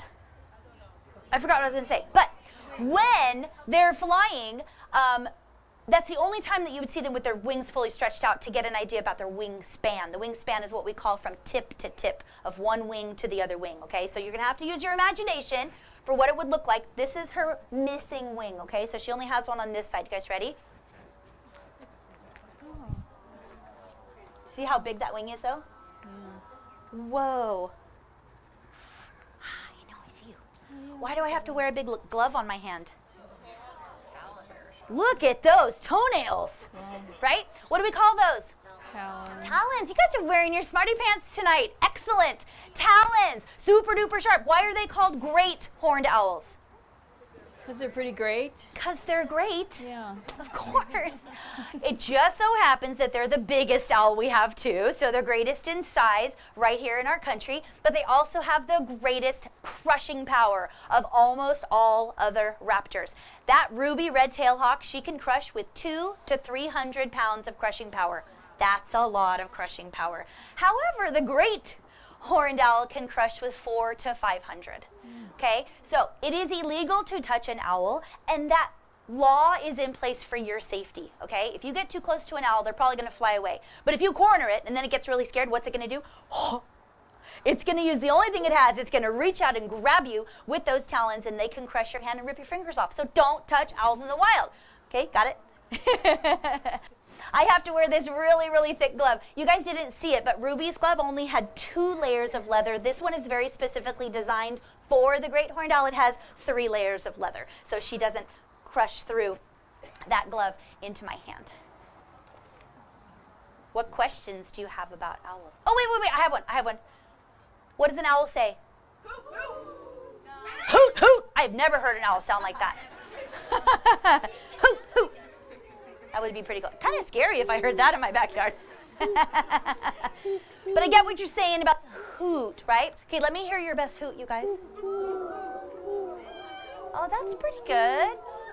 You must be listening to those birds outside. That's good. I'm going to give you my rendition, okay? It goes like this.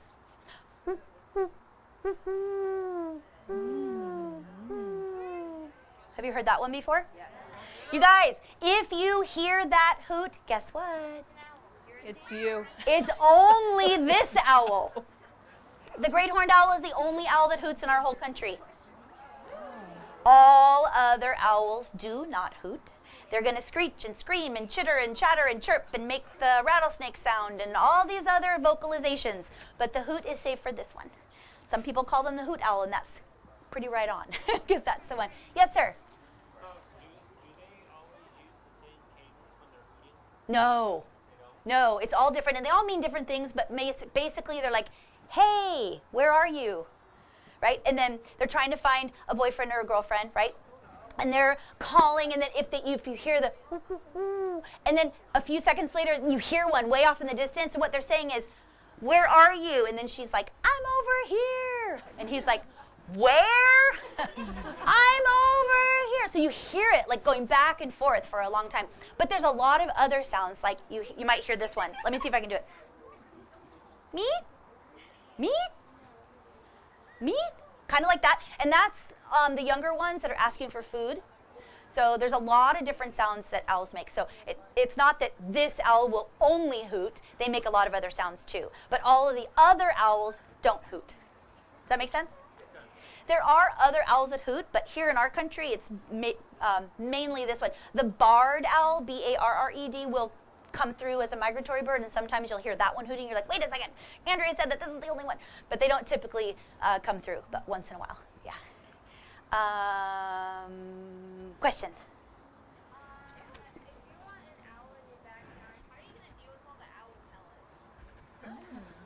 Pick them up. Check them out. Owl pellets are awesome. You guys need to do an owl pellet dissection. You did that, right? What did you find? You found bones and skulls. Sometimes you'll find feathers. Hair. That's how we know what owls are eating, because scientists have dissected those bones, and they found little mole bones and little rat legs and whole skulls from birds and things. So that's how we know they also eat birds, which is pretty cool. Yeah. Do the owls blink? I love that question. Have you seen her blink? No? Okay. I can't make her do it. So you have to look. They have, how many eyelids do you have? They have 4. What? That's so cool. No, they're both right here. One goes up and down like ours, and the other one goes diagonally like this. Think about it, you guys. If they're flying, the wind is hitting their face, right? Are you with me? If you've ever stuck your head out the car window or put your face in front of a fan, you're like, I can't keep my eyes open for very long with that wind in my face. You want to shut your eyes. If she's flying and she shuts her eyes,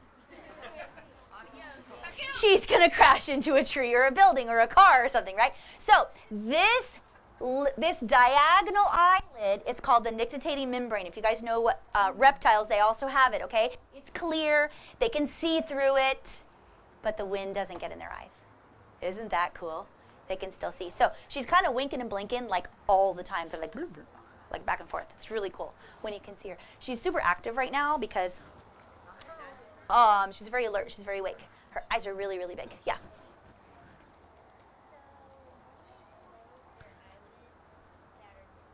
Uh-huh.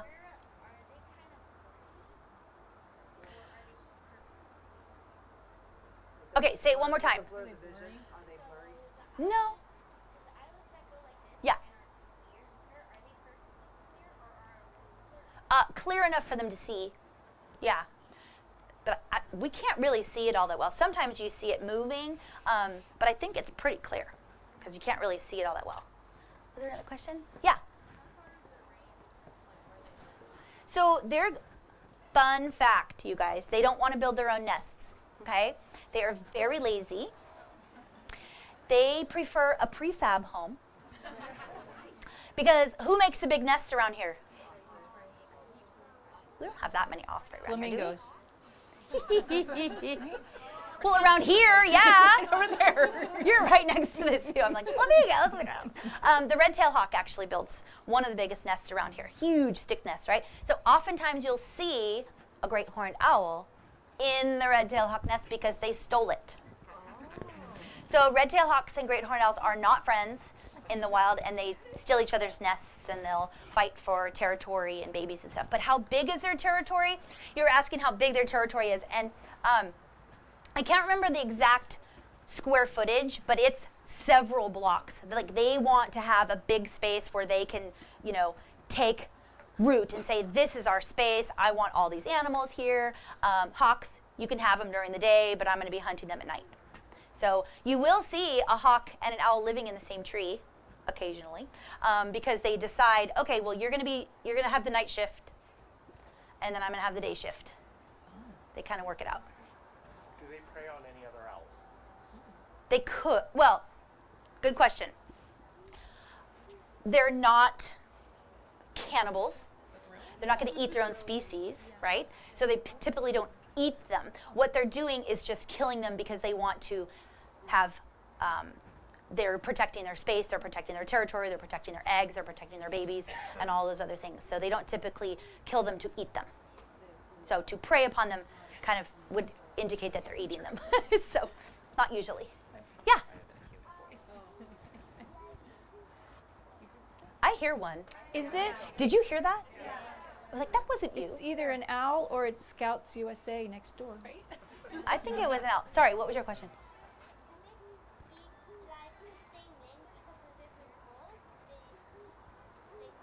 Who? Different owls?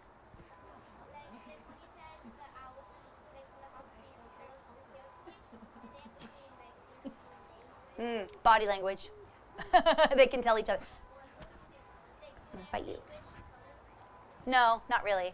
They're not really talking to each other that way. They're talking to other owls or other hawks. That's crazy. All right, you guys. Owls are beautiful. They are amazing. They're the one of the only birds that actually has feathers all the way down their legs and onto their feet. Look at how long her legs are. Let me show you. Are you going to let me? Oh, sorry. Look at her legs. And then she's got feathers all the way on her footies. Do you see this? These are feathers all the way down. Usually red-tailed hawks and vultures and eagles have like bare legs, just skin. So this is really, really cute. Makes them soft. All right, you guys. I want to say thank you so much to the Girl Scouts. I want to say thank you to all of you for coming today. I hope you enjoyed the animals. I really want you to take a scan of my QR code on your way out, simply because that will lead you to all of the social media. You can follow all of my stories with all my babies. Some people follow me already. Thank you. But you guys, there's also an opportunity for private tours. I'd love to have you come to the sanctuary because we have 61 animals.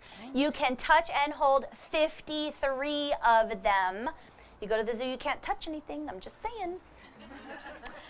So I'd love to show you around the sanctuary and show you what we're trying to do to rescue these animals and keep them safe in our space. So thank you so much, you guys. Have a wonderful evening. Thanks for having me. Can we applaud? Okay, all right. We don't want to freak him out. Thank you. That was great. And we're going to have all Andrea's information on our final slide, which Kevin will put up. So if you want to get in touch with her, you can. You'll have, and obviously this information Yeah. here too. Now, Thank you so much. Let me just ask you, how do you want to handle leaving here? Is there a way we can help Is there you? something else happening right now? And No, I can, we're, and I go- can we're just going to make sneak a out? couple more announcements and finish up. Would you like to sneak out before we do? Yeah. Okay, I think it might be. Just if it gets too loud, Yes. I can get a little bit Yes, scared. okay, we can do that. Okay. Okay, Just give me like round of 5 applause minutes. for Andrea. Thank you, guys. Thank you so much. Was that the best Hikerfest ever? I think you're right, Karen. Okay, so we just want to wrap it up. I want to thank everybody for coming. We actually have a few more prizes left. I forgot. We have the grand prize. So do you want to do those now? Yeah. And let's give her a chance to get out with the animals so they can be calm on the way out. Where's she located? Ramona. Yeah, she's up in Ramona. This is her thing. Can you guys see that? These are all our resources for tonight. Raise. I would like to make this comfortable finally. There we go. Ah. No, we've got backpacks. Yeah, we got. we do. We have. That's the backpack. These are all more goodies. Okay, let's go for it. Okay. Oh, sorry. We have a ton of stuff. Okay, so Soapy Joe's gift card and a handmade stuff sack. Made by Val Ross. Woo! With a retro backpacking sticker on it. Retro. The OG patch. All right, 3439. Sorry. 174. All right. And we got another one. Did you guys not even take tickets? Who what? No? You don't want your gear back?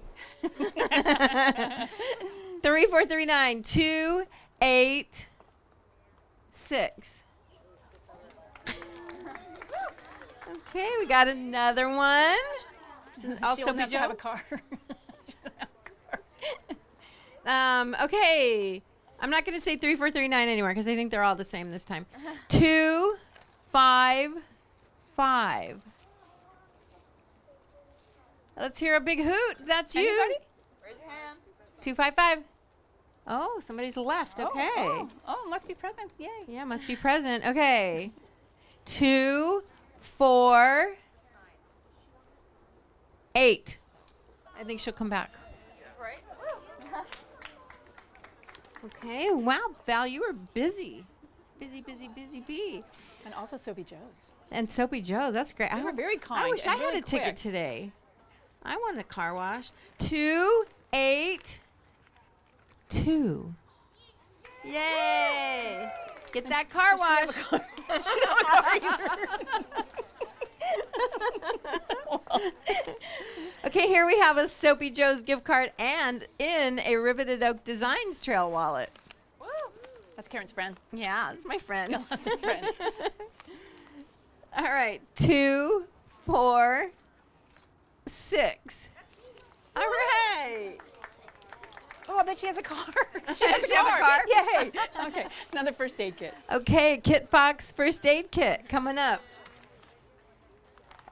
All right, 2, 2, 0. All right. Carlos, come up here. I want you to give this one away. You can't have it. It's yours. But this is one of those awesome Xped Splash 15 waterproof day pack from Carlos. Yay, thank you, Carlos. 1, 8, 0. Nobody? Oh. Oh, yay! Okay, I think Grand prizes? that's it. That's the grand prize. Because somebody- Oh, that's right. Look at the backpack. That was it. I know. I was.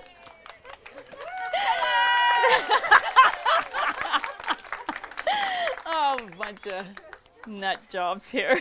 Okay. Okay, so you see the screen. If you have any questions, it's pretty self-explanatory. You don't have any questions. Never mind. Okay, and you guys are on there. And we really want to thank you guys for coming out. And I told Carlos earlier, this vendor fair with 2 people, was kind of his idea. We've been thinking about it for so long, and all of a sudden he goes, yeah, I can come down there. I'm like, okay, let's do it. Let's do it. So I think we're going to continue this. What do you think? Should we try it again next year? Okay, so if you have ideas for other people like the River Conservancy and Forest Service, if they're still employed, and Park Service, the county, let us know. You have my email, so definitely let us know. We really like your input. If there's something you liked, if there's something you didn't like, please let us know, give us feedback so we can adjust for next year. Okay, so thanks for coming and making this evening the best ever. And let's see, you can check out our hiking trips and classes in GSSD events. Sign up and get in those classes because they're filling up. So this is for adults and for our scouts too. Yeah. There's no A in the middle of Nomad Ventures, or the D. It's just Nomad and then Ventures. There's no AD. Nomad. Oh. On the Kevin. Why did you do that? I did it. It was me. Sorry. Okay. Thank you. Thanks for the clarification on that. Okay. Okay, so when you pay for your classes and your trips, that money goes to the trips and the materials and gear that we need for those trips. And then your small donation or payment that you made to attend tonight's event doesn't go very far. So I'm going to put this over here, and I usually pass it around, but it's a little late. So if you could dig a little deeper, if you don't mind, we always need all kinds of gear and refills on Refresh, on all our first aid kits and everything that we give away. And sometimes we need new backpacks, and sometimes we need new tents. So anything that you can do to help is greatly appreciated. I'll put it right over here, and if you could drop some money in the bin before you leave, that would be great. And we're talking for the program, not for us personally. Yes. And then Val Ross has something to say, so she's going to come up. Oh, Karen. Yeah, real quick. This would not happen for the last 11 years without Anne Funk. Woo! Oh, thank you. Oh, that's nice. And Kevin, please come join us for a minute. Woo!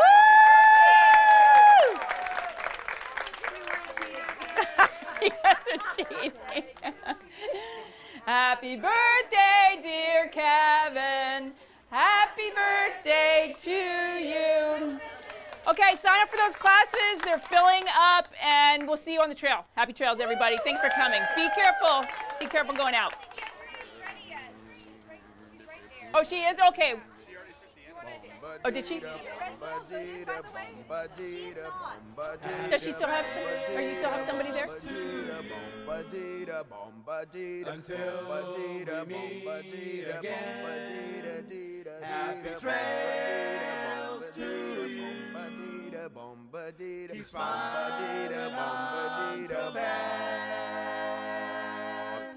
Who cares about the clouds when we're together?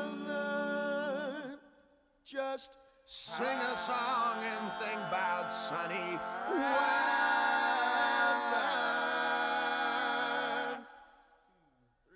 Happy trails to you till we meet again.